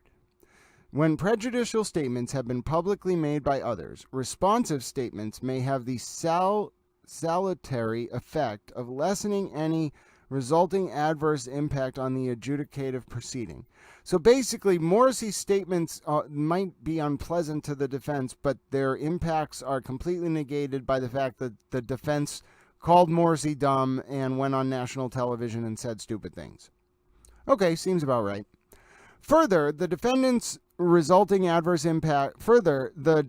motion is premised upon case law that governs the breadth of closing argument, a distinction the Commonwealth recognizes as a more stringent standard, not applicable to a narrowly tailored statement made months prior to trial. Yeah, I agree.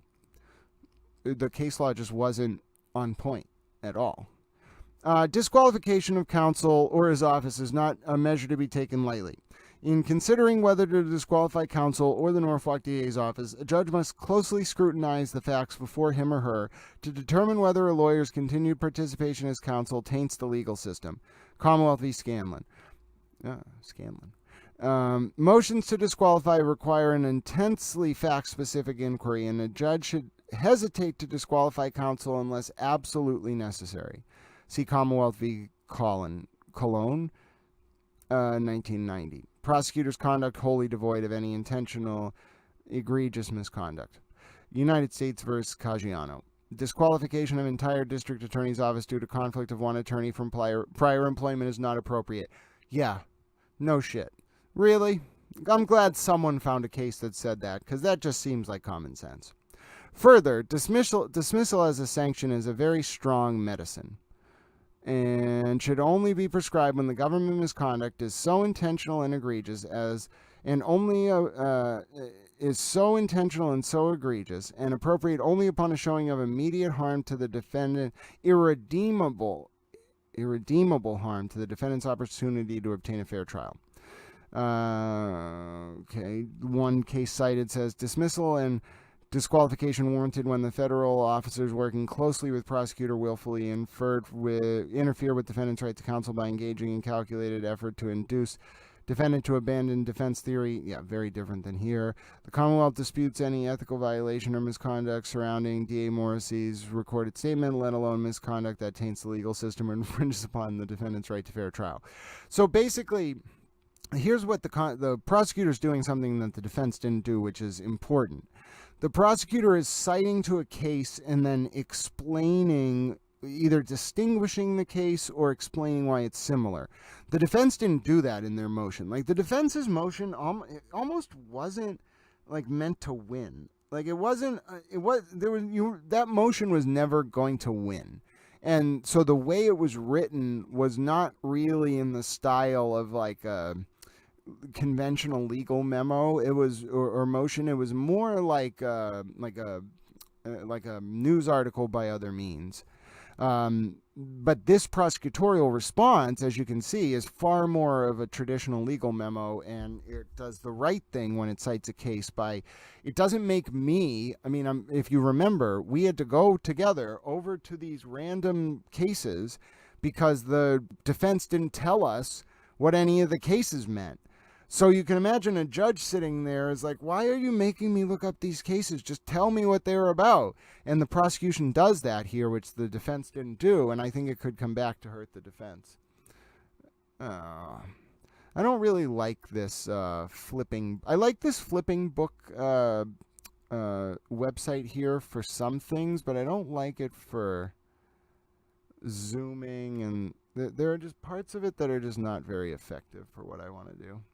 All right, let's keep going. Okay, so moving on. We are on the left side of the page at the bottom. And I think what I will try to do is make this text as big as I can for you. And then I'll just move that around on the screen. All right. Production of letters between the Norfolk DA's office and the U.S. Attorney's office and DOJ. As it pertains to a federal investigation related to circumstances surrounding this case, the Commonwealth has not been advised of the parameters or scope of federal activity, and the U.S. Attorney's Office has essentially kept the Commonwealth in the dark about the specifics of its investigation, which is required by federal law. I'm adding that in, but it's literally required by federal law.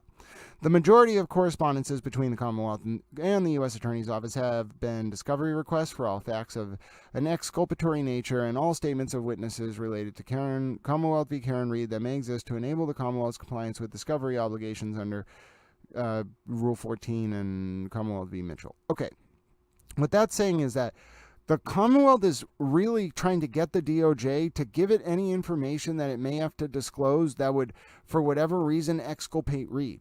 So the Commonwealth is begging the DOJ, basically, to give them information so they can fulfill their discovery obligations. As detailed in, if it exists, as detailed in the Commonwealth's correspondence with the U.S. Attorney's Office and the DOJ, the Norfolk DA initially raised concerns about the impartiality of then-acting U.S. Attorney Rachel Rollins and the unprecedented use of federal power to interfere with the state homicide investigation. Footnote 3. Rachel Rollins resigned on May 19, 2023, following an ethics investigation that she misused the power of her office. Acting U.S. Attorney Josh Levy assumed her role and is pending confirmation before the U.S. Senate to become the U.S. Attorney for the District of Massachusetts. Oh, I didn't know he's pending confirmation. Oh, dear God. Oh, he's screwed.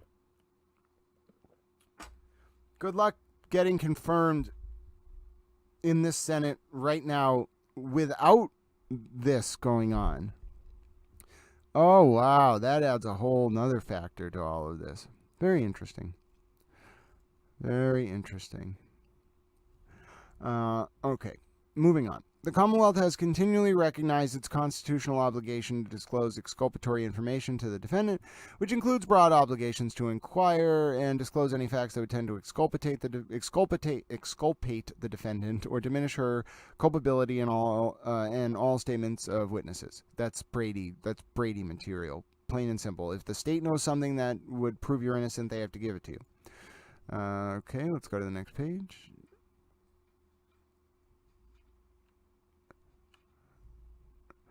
All right. So, this is so annoying. All right, there we go. The Commonwealth's obligation also extend to any evidence about a law enforcement officer's untruthful conduct or an adverse credibility determination. Basically saying the Commonwealth has to give this over if it exists. Despite requests made by the Commonwealth on May 9th and October 12th of 2023, it was only on January 16th, 2024 that an assistant U.S. attorney not familiar or involved with the investigation contacted both the Commonwealth and defense counsels Jackson and Yannetti to discuss the possibility of disclosing information in the possession of the DOJ pursuant to federal regulation 28 CFR section 1621, etc. So they sent assistant U.S. attorney that was not familiar with the investigation, and Read's attorneys want me to think that that was like a serious high-level meeting? No. As of February 15, 2024, the Commonwealth has not received any grand jury minutes, reports, exculpatory, inculpatory, or so that means either confirming she's guilty or showing she's innocent, or specific information about the investigation conducted by the U.S. Attorney's Office, although it has made repeated requests. See Exhibit R. On February 9, 2024, the Commonwealth Attorney Jackson, Attorney Yannetti, and Attorney Little jointly participated in a conference call with the U.S. Attorney's Office. During this call, so was this after the last call? No, this was 6 days prior.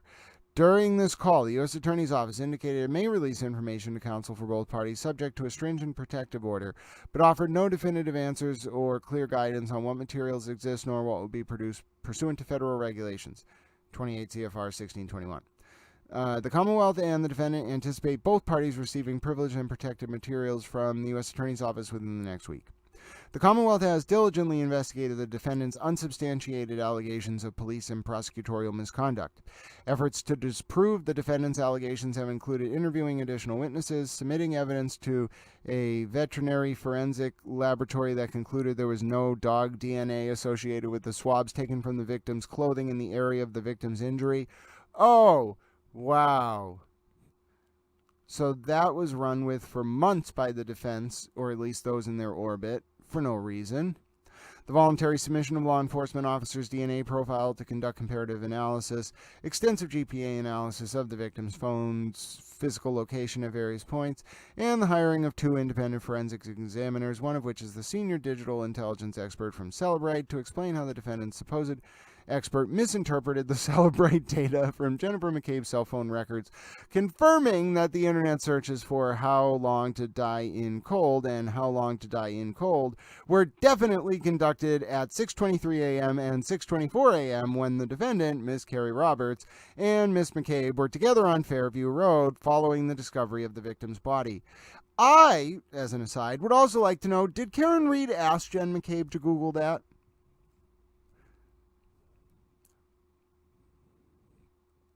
Just wondering. All these measures were taken by the Commonwealth to acquire any exculpatory evidence and to safeguard and protect the integrity of the judicial system, not subvert it, as the defendant has claimed. The defendant also alleges the Commonwealth improperly released information about the federal grand jury in November 2023 to the media in response to a public records request. This was the Ted Daniels thing. The Commonwealth denied a public records request as the federal rules of criminal procedure and federal case law dictate secrecy of grand jury proceedings. See Exhibit N, Federal Rules Criminal Procedure 6. Records, orders, and subpoenas relating to grand jury proceedings must be kept under seal to the extent and as long as necessary to prevent. Hold on a second. The disclosure of a matter occurring before a grand jury. It just cites the court. We have consistently recognized that the proper functioning of our grand jury system depends on the secrecy of grand jury proceedings. The requester appealed the Commonwealth's denial to the Supervisor of Public Records, which, at the command of the Supervisor, required the Commonwealth to submit a supplement response explaining why the letter was not a public record. See Exhibit N. The Commonwealth did not release any information or correspondence with the U.S. Attorney until after the court vacated a protective order on January 23, 2024. The defendant has failed to demonstrate any prejudice as the letters detail the Commonwealth's continuing attempt to obtain discovery. The letters were disclosed well in advance of trial. The materials are expected to be produced by the U.S. Attorney's Office forthwith, and contrary to representations made by the defendant, the letters pertain to a subject matter the defendant has vast and superior knowledge about. Next argument. Attorney Alan Jackson, Attorney David Yannetti, and the defendant have knowingly engaged in conduct to undermine the integrity of the judicial proceedings, and the Commonwealth requests that this court revisit whether there should be an order as to prohibit extrajudicial statements to protect the right of a fair trial for all parties. Ooh, I didn't know that. So they're also moving to re-gag the defense. The defendant's tactical decisions to allege wrongdoing by the Commonwealth is conveniently premised on the defendant and counsel's own misconduct and ethical violations. It is now evident there are numerous false statements made by defense counsel, including those contained within the motion for disqualification and previously filed defense motions that were knowingly made to deceive this court and undermine the integrity of the judicial proceedings. Following an investigation conducted by a special prosecutor, the Commonwealth has recently learned that for months the defendant, Attorney Alan Jackson, and Attorney David Yannetti have secretly conspired to perpetrate fraud upon the court through reckless mistruths, deceit, and hiding behind a social media blogger who has been criminally charged with intimidation of witnesses to direct and encourage the harassment of those witnesses. In the defendant's motion to disqualify and sanction the Norfolk DA's office, the defendant attempts to disassociate herself from Mr. Kearney, the man she now calls an intimidator, who used his website, TB Daily News, TurtleBoy Live YouTube page, and associated social media accounts to perpetually intimidate and harass witnesses expected to testify as part of the Commonwealth's case against the defendant. However, for months, the defendant and counsel have engaged in a concerted effort to use Mr. Kearney as a literal bullhorn, very nice pun, to say what they could not, and to disseminate information and opinions counsel knows will have a substantial likelihood of materially prejudicing the proceedings.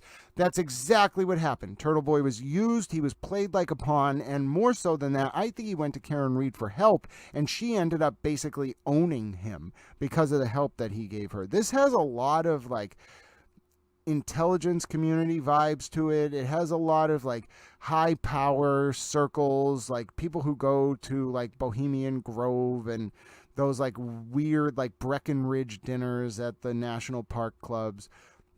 It just has this vibe of another world. We're peering in. It's kind of like watching Eyes Wide Shut from Stanley Kubrick, which was based on a really great book from the 1800s out of Vienna called Dream Story. But it's kind of like peering into how the other half lives, except it's not the other half. It's like the 1% of 1%. But just Karen Read and her family and their connections, they are in a world that most of us just do not see. And I think all of this was just designed to kind of build up artificial veneer or present Miss Read in a way that was not authentic to her actual real day-to-day existence.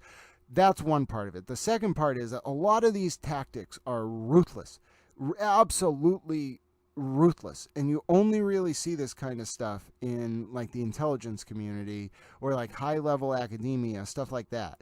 So that paragraph by the prosecutor did a great job of explicating what was a very subversive, very highly organized effort by the defense. And then the prosecutor goes on, while the defendant struggles to use Mass Rules of Professional Conduct 3.6 as a sword against the Commonwealth, the rules of professional conduct also apply to defense counsel, including Attorney Jackson, who is not licensed to practice law in Massachusetts and is admitted under Pro Hoc Vice.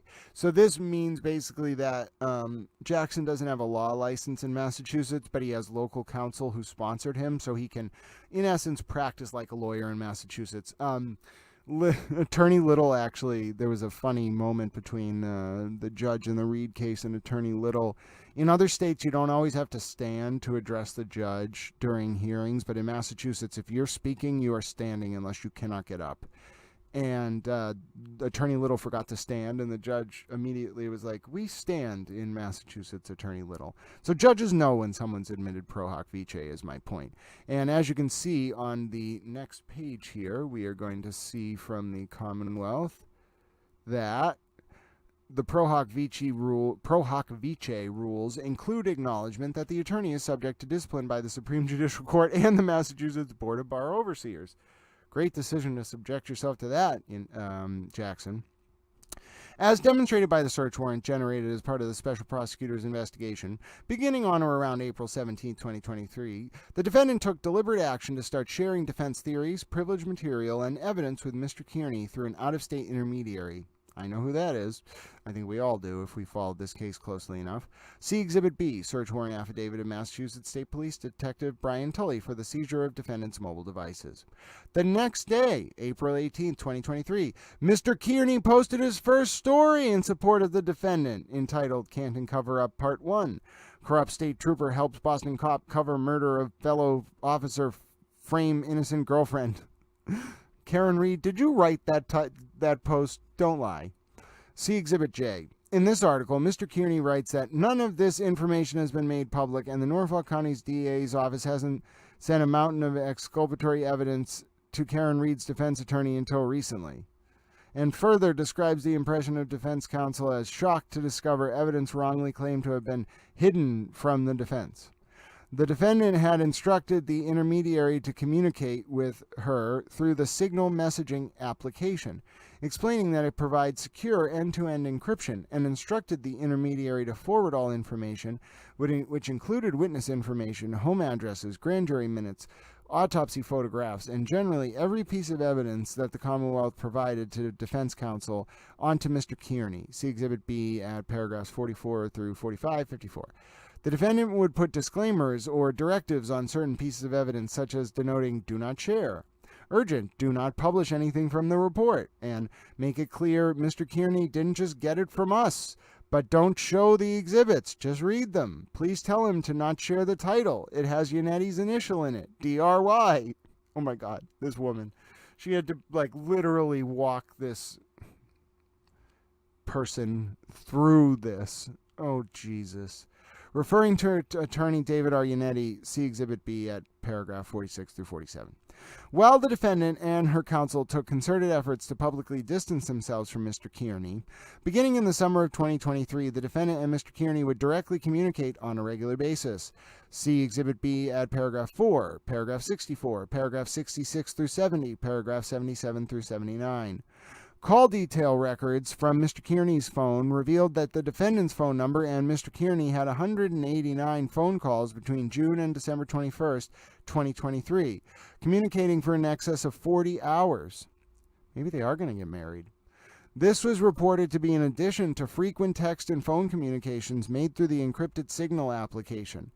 Additionally, prior to publishing posts on his platform, Mr. Kearney would seek permission from the defendant or her counsel. Wow. Seek permission. Who wears the pants in that relationship?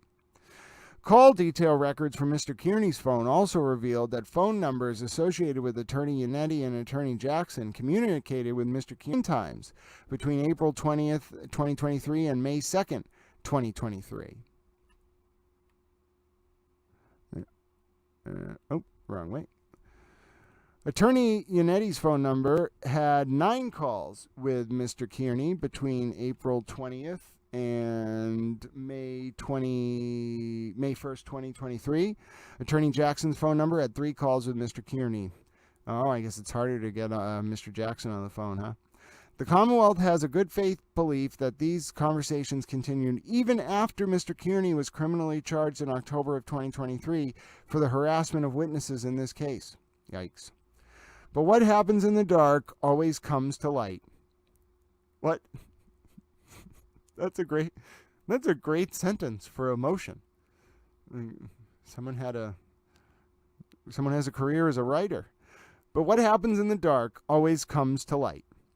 In the Commonwealth's motion to prohibit extrajudicial statements, the Commonwealth referenced a May 3rd, 2023 incident where from the courthouse stairs, immediately following a hearing in this case, Attorney Jackson encouraged those gathered outside, and in particular Mr. Kearney, to contact witnesses and ask them inflammatory questions. In this video, Attorney Jackson asked, "Don't you want to ask some good questions?" Then proceeds to point directly at Mr. Kearney, stating, "I know you do. To which Mr. Kearney enthusiastically responds, "I have been." When the Commonwealth referenced this incident in June 2023 as an example of an inflammatory extrajudicial statement, the defendant criticized the Commonwealth and called this an absurd characterization of what Attorney Jackson actually said. See Exhibit G. What the Commonwealth now knows is that it is not what Attorney Jackson said, but what he did not say that is so troubling. Prior to making that directive, Attorney Jackson, Attorney Yannetti, and the defendant had all communicated with Mr. Kearney and provided him non-public materials, theories of defense, and other pieces of evidence that enabled Mr. Kearney to harass and intimidate witnesses. Those efforts were encouraged and celebrated by Attorney Jackson on the courthouse stairs, and immediately following Attorney Jackson, Attorney Yannetti and the defendant hosted Mr. Kearney for lunch in the Boston Seaport. Exhibit B, paragraph 53. I think it was at the Omni Hotel. A clear inference can be made that the defendant and her counsel directly encouraged and manipulated Mr. Kearney to continue personal attacks on witnesses and their family members, including juvenile children. I've seen the one of the affidavits that's at the end of this filing that talks about the 15-year-old children of one of the witnesses who were subject to having creep shots taken of them. God only knows if it was by somebody like Steve Cody or worse. Just disgusting. With a sole purpose to embarrass, intimidate, harass, and deter those individuals from testifying. Mr. Kearney publicly stated that the motivation of his actions was to prevent this case from ever going to trial, conceivably a goal shared by the defendant. Yikes. See Exhibits B and C. Search warrant for seizure of the defendant's mobile devices with accompanying affidavit and search warrant for locations of defendant's mobile devices. See also Mass Rule of Professional Conduct 8.4. Lawyers are subject to discipline when they violate or attempt to violate the rules of professional conduct, knowingly assist or induce another to do so, or through the acts of another, as when they request or instruct an agent to do so on the lawyer's behalf. Oof! Yannetti, Jackson, why did you say that on the courthouse steps? Why did you say to him you should go ask the witnesses questions? My God. Let's see. It doesn't preserve a lawyer from advising a client concerning actions the client is legally entitled to take. Yeah, I don't think Kearney's his client. Comment 12. Preserving integrity of adjudicative process. Lawyers have a special obligation to protect a tribunal against criminal or fraudulent conduct that undermines the integrity of the adjudicative process, such as bribing, intimidating, or otherwise unlawfully communicating with a witness. Oh, dear God. They're really going to get them. Paragraph B requires a lawyer to take reasonable remedial measures, including disclosure if necessary, which is true, whenever... hold on. There we go. Whenever the lawyer knows that a person, including the lawyer's client, intends to engage, is engaging, or has engaged in criminal or fraudulent conduct related to the proceeding. A practice of law premised upon providing non-public material, evidence, encouragement, and guidance to an individual who is actively harassing and intimidating witnesses far exceeds zealous advocacy, extends beyond the bounds of law, and is contrary to the fundamental principles of justice.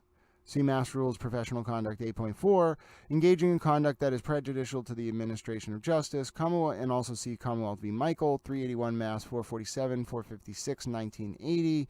Defense counsel may represent their client zealously within the bounds of the law, but they are not to treat all persons involved in the legal process with consideration and to uphold the integrity and honor of the legal profession. Likewise, the defendant's claim that she has been materially prejudiced by the Commonwealth's, quote, deliberate misrepresentations and, quote, deliberate withholdings of exculpatory information known to it about a federal investigation regarding its witnesses is highly disingenuous and utterly deceptive. See defense motion for sanctions and disqualification, page 1617. The evidence now shows that the defendant and her counsel have known about and shared detailed information about a federal grand jury investigation as early as April 13, 2023, and publicly revealed the existence of a federal grand jury in court on May 3, 2023. The defendant and defense counsel's knowledge about a federal investigation both predates and exceeds that of the Commonwealth. In the defendant's opposition to the Commonwealth's motion to prohibit prejudicial extrajudicial statements, the defendant writes, "It had indeed been publicly reported that a federal grand jury had been impaneled. There is a marked difference between stating that something has been reported and revealing something that was previously unknown to anyone. This was not the defense revealing publicly that a federal grand jury had been impaneled, something about which the defense would have had no knowledge. Instead, as Attorney Jackson stated at the May 3rd, 2023 hearing, this was Ms. Read's counsel reiterating what had been publicly reported. These statements are profoundly false. A lawyer shall not knowingly make a false statement or a fact or law to a tribunal, or fail to correct a false statement or material fact of law or material fact or law previously made to the tribunal by the lawyer." Prior to Attorney Jackson's statement, the existence of a federal grand jury had not been widely publicized and was in fact something the defendant and her counsel had utmost knowledge of. The only source to support the defendant's claims for the existence of a publicized federal grand jury was one footnote to TB Daily News, a post authored by Mr. Kearney, see Exhibit G, Exhibit K. In this April 20, 2023 post, Mr. Kearney first announced on TB Daily News, "Breaking news. According to reliable sources close to the matter, a federal grand jury has subpoenaed multiple witnesses who were in the home of Boston police officer Brian Albert on the night fellow BPD officer John O'Keefe was killed. The only individual whom I can confirm with 100% certainty has received a subpoena in hand is JM. See Exhibit K, Canton Cover-Up Part 4. Multiple witnesses in home were..." Okay, so that's just the title. All right, next page. We're almost done. Notably, call detail records produced in Mr. Kearney's case reveal that Mr. Kearney spoke with phone numbers associated with both Attorney Yannetti and Attorney Jackson on April 20th, 2023. A clear inference should be drawn that Attorney Yannetti and Attorney Jackson were the reliable sources that disclosed the existence of a federal grand jury. Notice what's happening here. The Commonwealth is alleging that Yannetti and Jackson leaked information to TurtleBoy and then referred to their own leaks on the record, which would be very much a violation of the rules and potentially federal law. On April 23rd, 2023, through her intermediary, the defendant sent a follow-up to Mr. Kearney. Not public. The feds have been involved longer than anyone is likely guessing.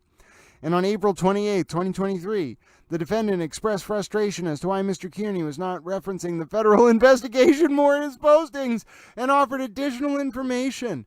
Oh my God, this woman. Emphasizing that it's the U.S. Attorney's Office. They don't shoot and miss. They have a case and way more evidence than we do. I know this for a fact. Jen McCabe testifies this coming week. I'm not sure about the others. Jesus Christ, what did this woman do? Did this woman get people hauled before the grand jury? Was she like commanding the USAG around? Who is this woman? Who is her father connected to? Who are these people? There's something about this case I don't think any of us fully understand. And I don't think Alan Jackson is the answer. I think it's the Read family. Just don't really know why. I mean, I guess it makes sense. Bentley is high-powered. It has connections places. And when you're an academic dean, you know, you're kind of in, like, the upper echelons of the American aristocracy, although it shouldn't really exist. Did you know the Constitution outlaws titles of nobility? Maybe it says something that the only title of nobility that we have left is Esquire. Anyway, okay, so what we just read in that paragraph, by the way, was basically the prosecution saying, or the Commonwealth saying, Karen Read was mad that TurtleBoy wasn't leaking more information that was federally protected. Whoa, that's explosive.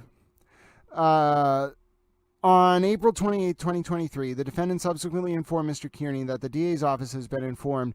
This is confirmed 1,000%. Jesus Christ. This woman. Is she? I'm wondering if, like, they're going to go after her for fraud on the feds. Like,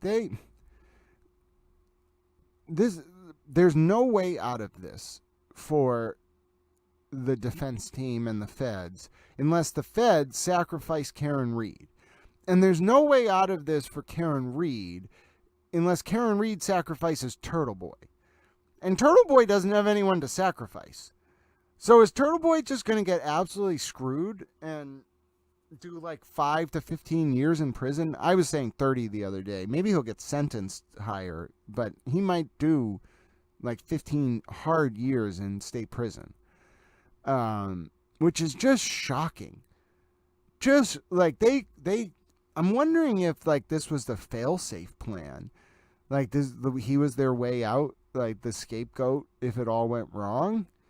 They're certain. I mean, the powers that be involved in this situation on the defense side are certainly smart enough to cook something like that up and set him up. He never should have accepted help from them. My God. One thing I think people don't realize is you don't accept favors from people at that level. Like they, especially favors to make like problems go away. Like they will own you.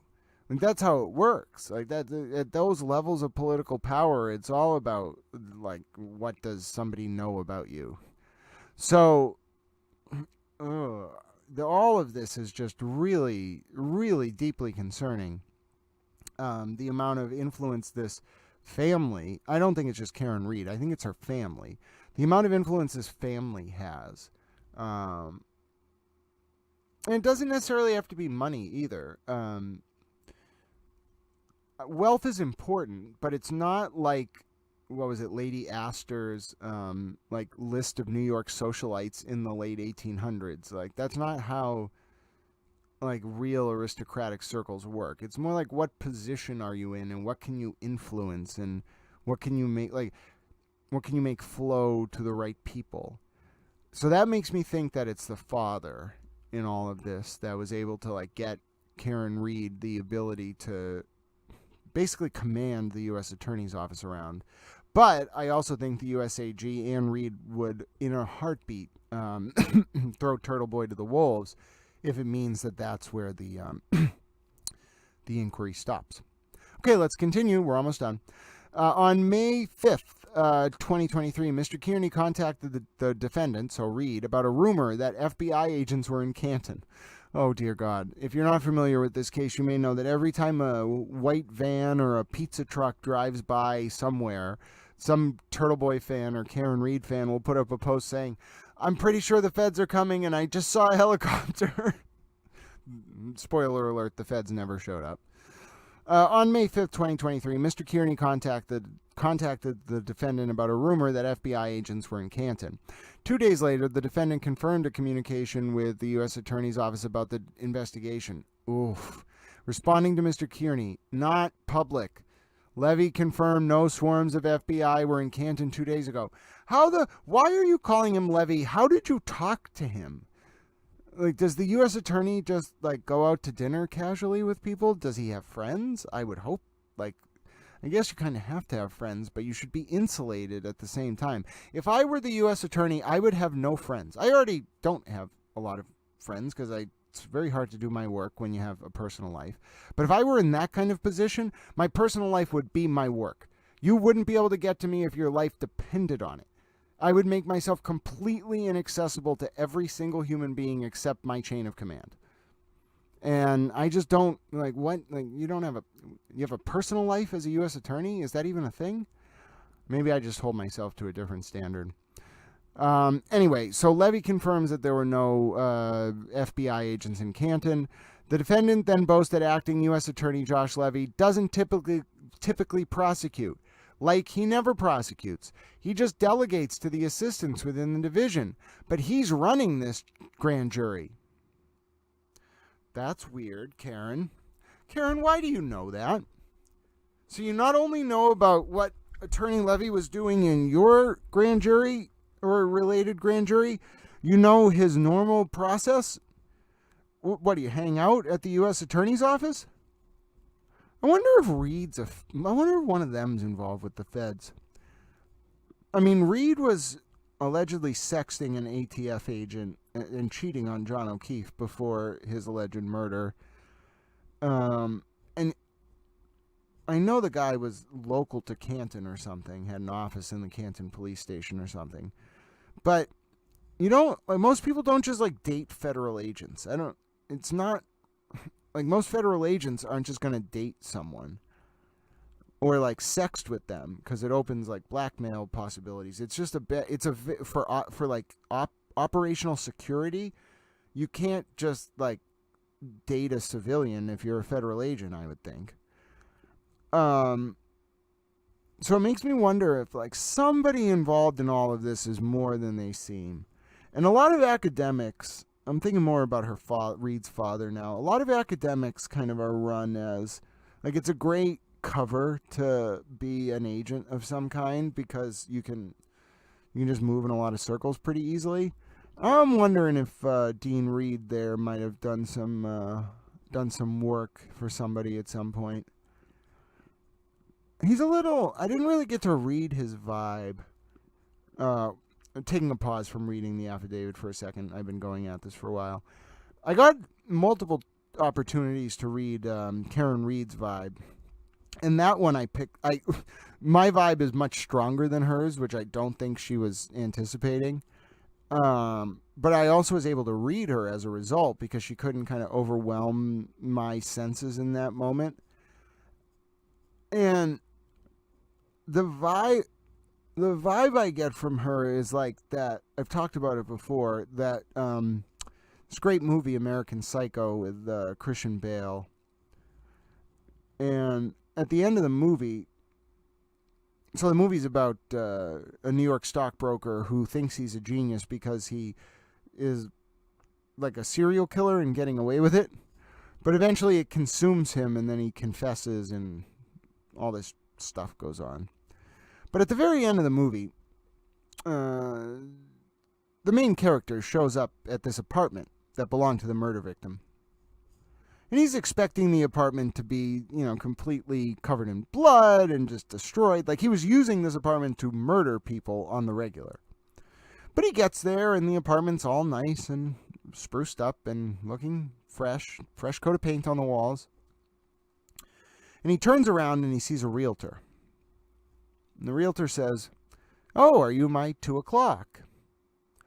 He says, "Yes." And the realtor says, "Oh, did you see my ad in the Times?" And he says, "Yes." Well, first he says no, but then quickly corrects himself and says, yes, the ad in the Times. And the realtor says, there was no ad in the Times. And I think you should go now. And the implication is that she cleaned up the murder scene and made everything go away. Why? Because she's the type of person who does that all the time and has to live in society and doesn't break down when the weight of being a serial killer eventually caught up with her. And instead kind of elevates to the next level and becomes like an alpha predator among a very elite group of alpha predators. And the vibe you get from the vibe I got from Karen Read was extremely intelligent, but very calculated and not used to accountability. Like those 3 things I think make up like what I perceived her existence to be on a non-temporal level by just reading her. It's a vibe. What do you want me to do? It wasn't words, it was a vibe. But it comes across very strong. She thinks of herself as an aristocrat, I think is how I would translate it. Like she thinks of herself as a member of the American aristocracy, which means that she's seen some shit. Like her I don't know what, but she's been around and she's met some people and she's seen some shit. I just don't think we're seeing it. I think that's what makes this case so confounding. We don't have a good understanding of who Karen Read is. It's been so much about the actions and the witnesses and, of course, rightfully, John O'Keefe's death, alleged murder. But we don't know Karen Read as a person. We don't know her family.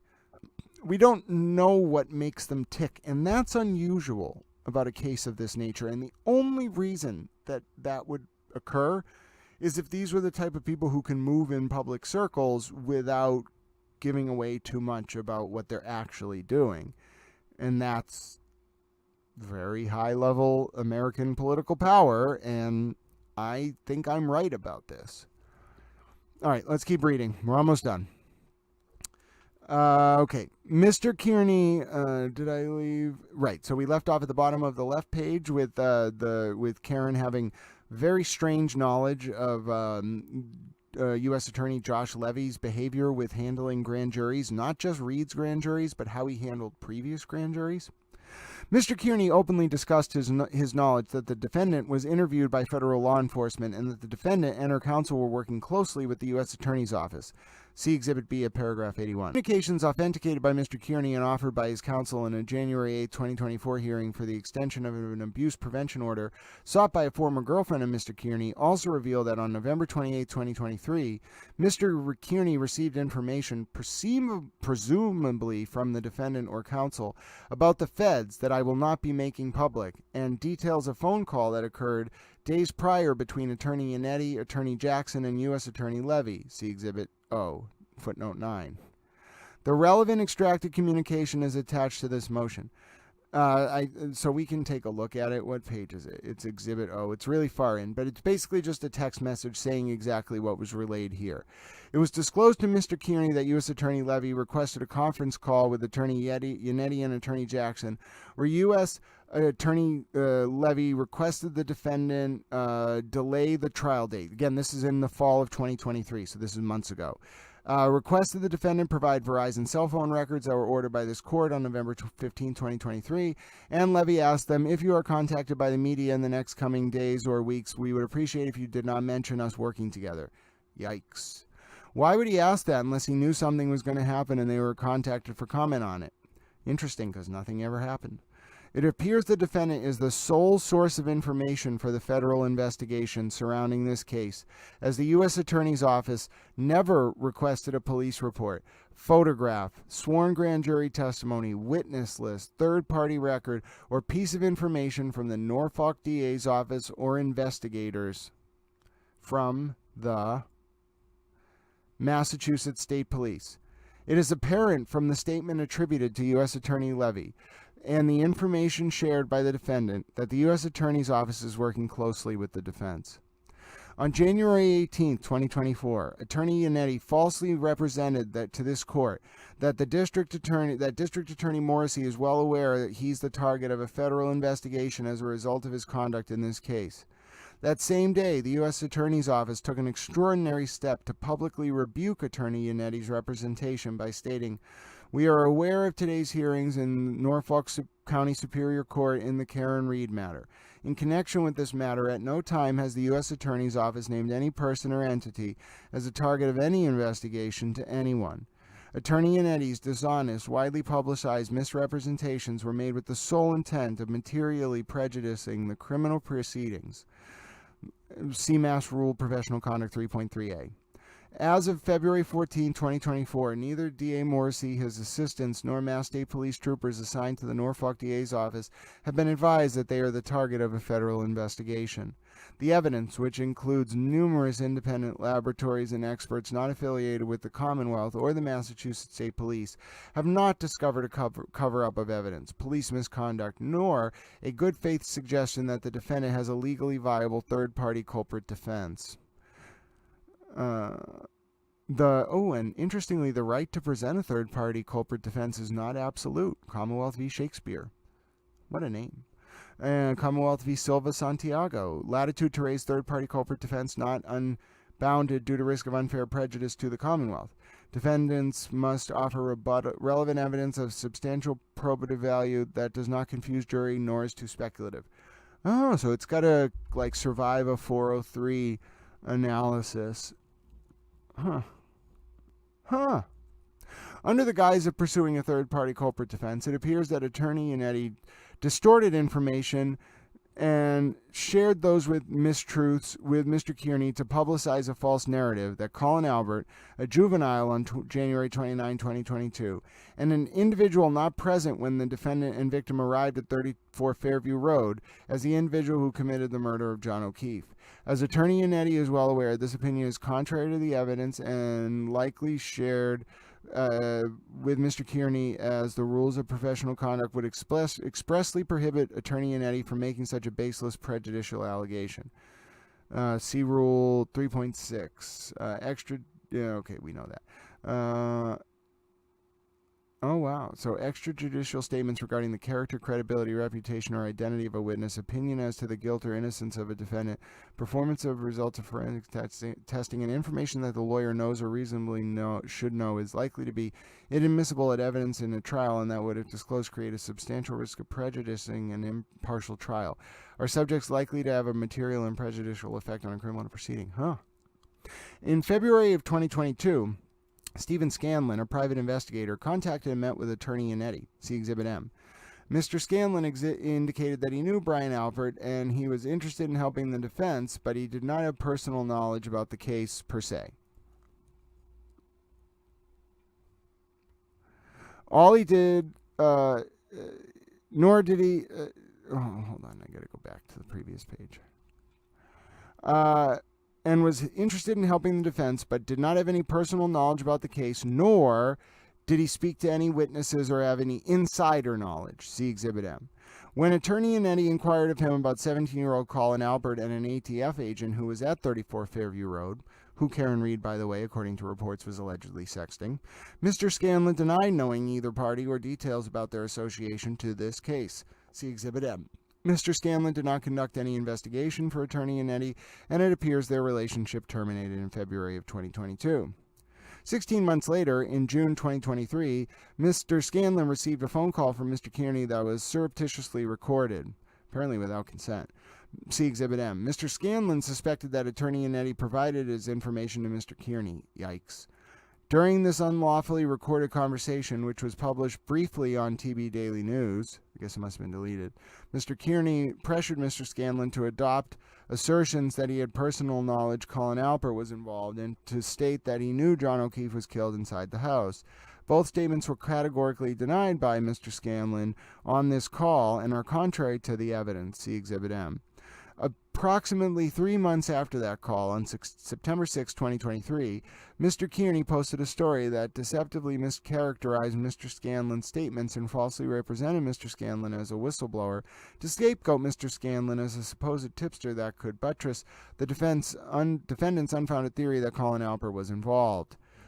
Mr. Scanlon has expressed frustration that lies are being spread about him and his involvement in the case, calling the situation bullshit, as the defense has dragged him into the murder case that he is not involved in nor has personal knowledge about.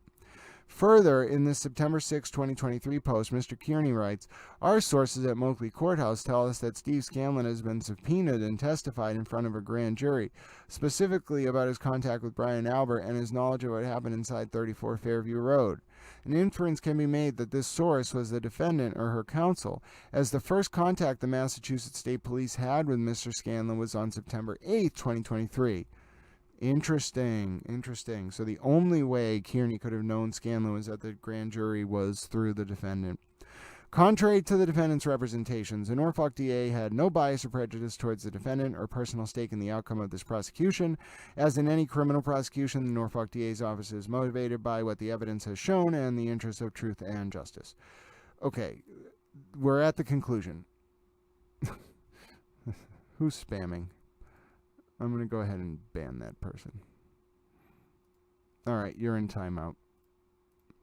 Can I do more live shows? Oh, I'm reading your questions now. Can I do more live shows? Yeah, I suppose so. Great work, Grant.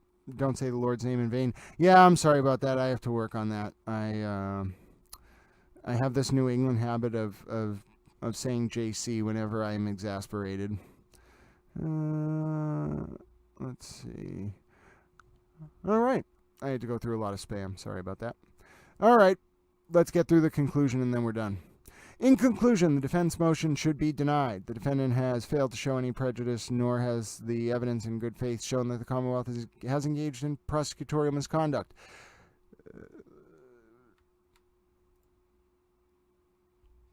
Moreover, where a trial date is imminent, which it is, the Commonwealth takes this opportunity to renew its request that this court impose an order that restricts any extrajudicial statements or extrajudicial dissemination of evidence until a verdict is returned. See Exhibit D. Okay. This court has an affirmative constitutional duty to minimize the effects of prejudicial pretrial publicity to safeguard due process rights of the accused and the integrity of the judicial system as a whole. I agree. During a September 15, 2023 hearing, defense counsel acknowledged that national publicity will only intensify. Oh, I think I caught an error in the prosecution response. During a September 15, 2023 hearing, defense counsel acknowledged that national publicity will only intensity. I think that should be intensify as a trial date approaches. Whereas stated by Attorney Yannetti, in his opinion, he boasted that defendant is the most infamous criminal defendant in America. What? No? Why would you even want that title? Isn't that probably like Harvey Weinstein? Oh, didn't Alan Jackson represent him too? Anyway, further, immediately following this court setting a new trial date on September 15, 2023, Attorney Jackson stated to the media, I can guarantee you that Karen Read and her family will never, ever quit, not until the truth comes out, not until John O'Keefe's killers are brought to justice.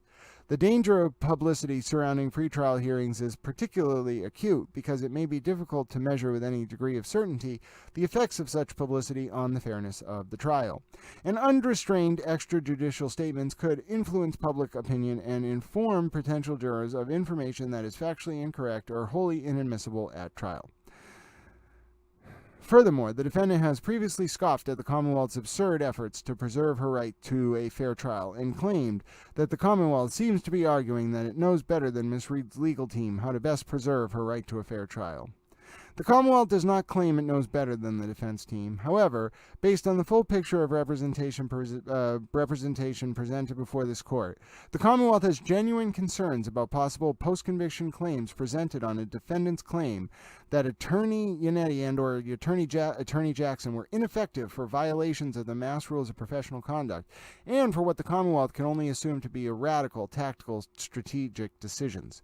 Therefore, the Commonwealth respectfully requests that this court engage the defendant in a thorough colloquy about her rights to effective representation, and should the defendant wish to proceed with Attorney Yannetti or Attorney Jackson, a clear finding that the defendant waives any legal claims challenging the assistance of her counsel. So, if you're wondering what that means, the prosecution is doing something that it was probably unexpected when the defense filed their motion, which I think the defense was filing a speaking motion more than a substantive motion. The prosecution came back with a substantive motion saying that the judge should do two things. One, reconsider imposing a gag order on Read and her team, her legal team.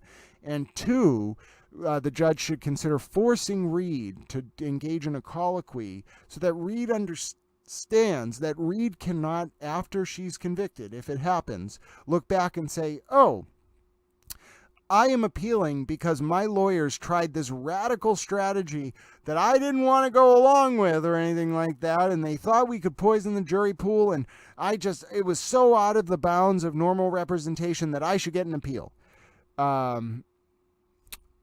And so in that regard, I do think the Commonwealth dropped a nuclear bomb on this situation.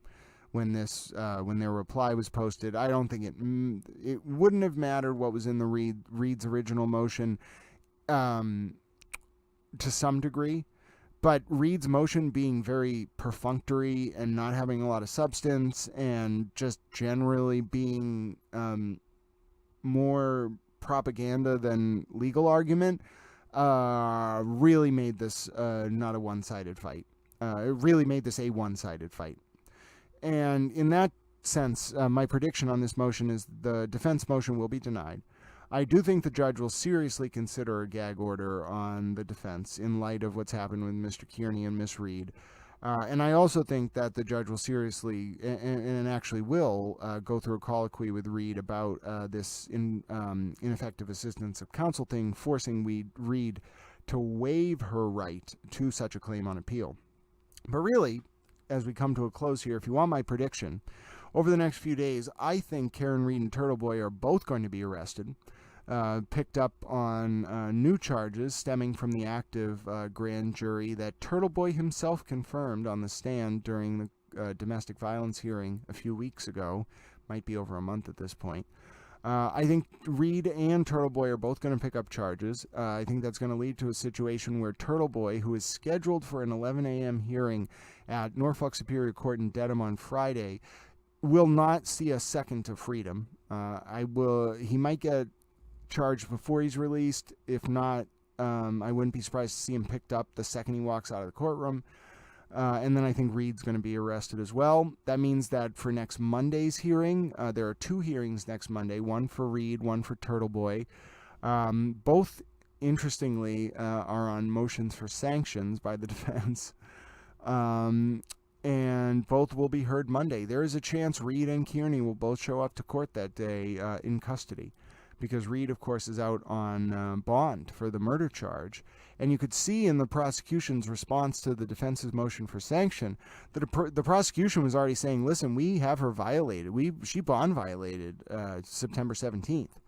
So they're already laying the foundation for a bond violation argument. And then you add on a potential new charge. She's going to jail 60 to 90 days. And TurtleBoy likely will remain in jail for another 60 to 90 days, which would mean Read would go through her trial in custody. And TurtleBoy certainly wouldn't be there. Well, my name's Grant Smith Ellis. Thank you for watching. How long did we go today? We went quite a while. I don't really even know. Oh, 5:40? Oh my dear God. 6:47. We went over 2 hours. Almost 2 hours and 30 minutes. Well, thanks very much. I really appreciate you sticking with me. I have laid out, I think, in a way that I feel comfortable with the motions that we talked about, and then I laid out my theory for the coming weeks. I think folks should pay attention very closely over the coming days. This situation is rapidly coming to a head. Things are going to happen, I think, very rapidly, and then we're going to see these situations, in essence, come to a conclusion with Read's trial. And I think really the person who will end up with the most serious judicial consequences or legal consequences as a result of all of this will be TurtleBoy in the end. And it may well be that this motion from Read's team was the first sort of sign that they have given up and may be willing to sacrifice the turtle.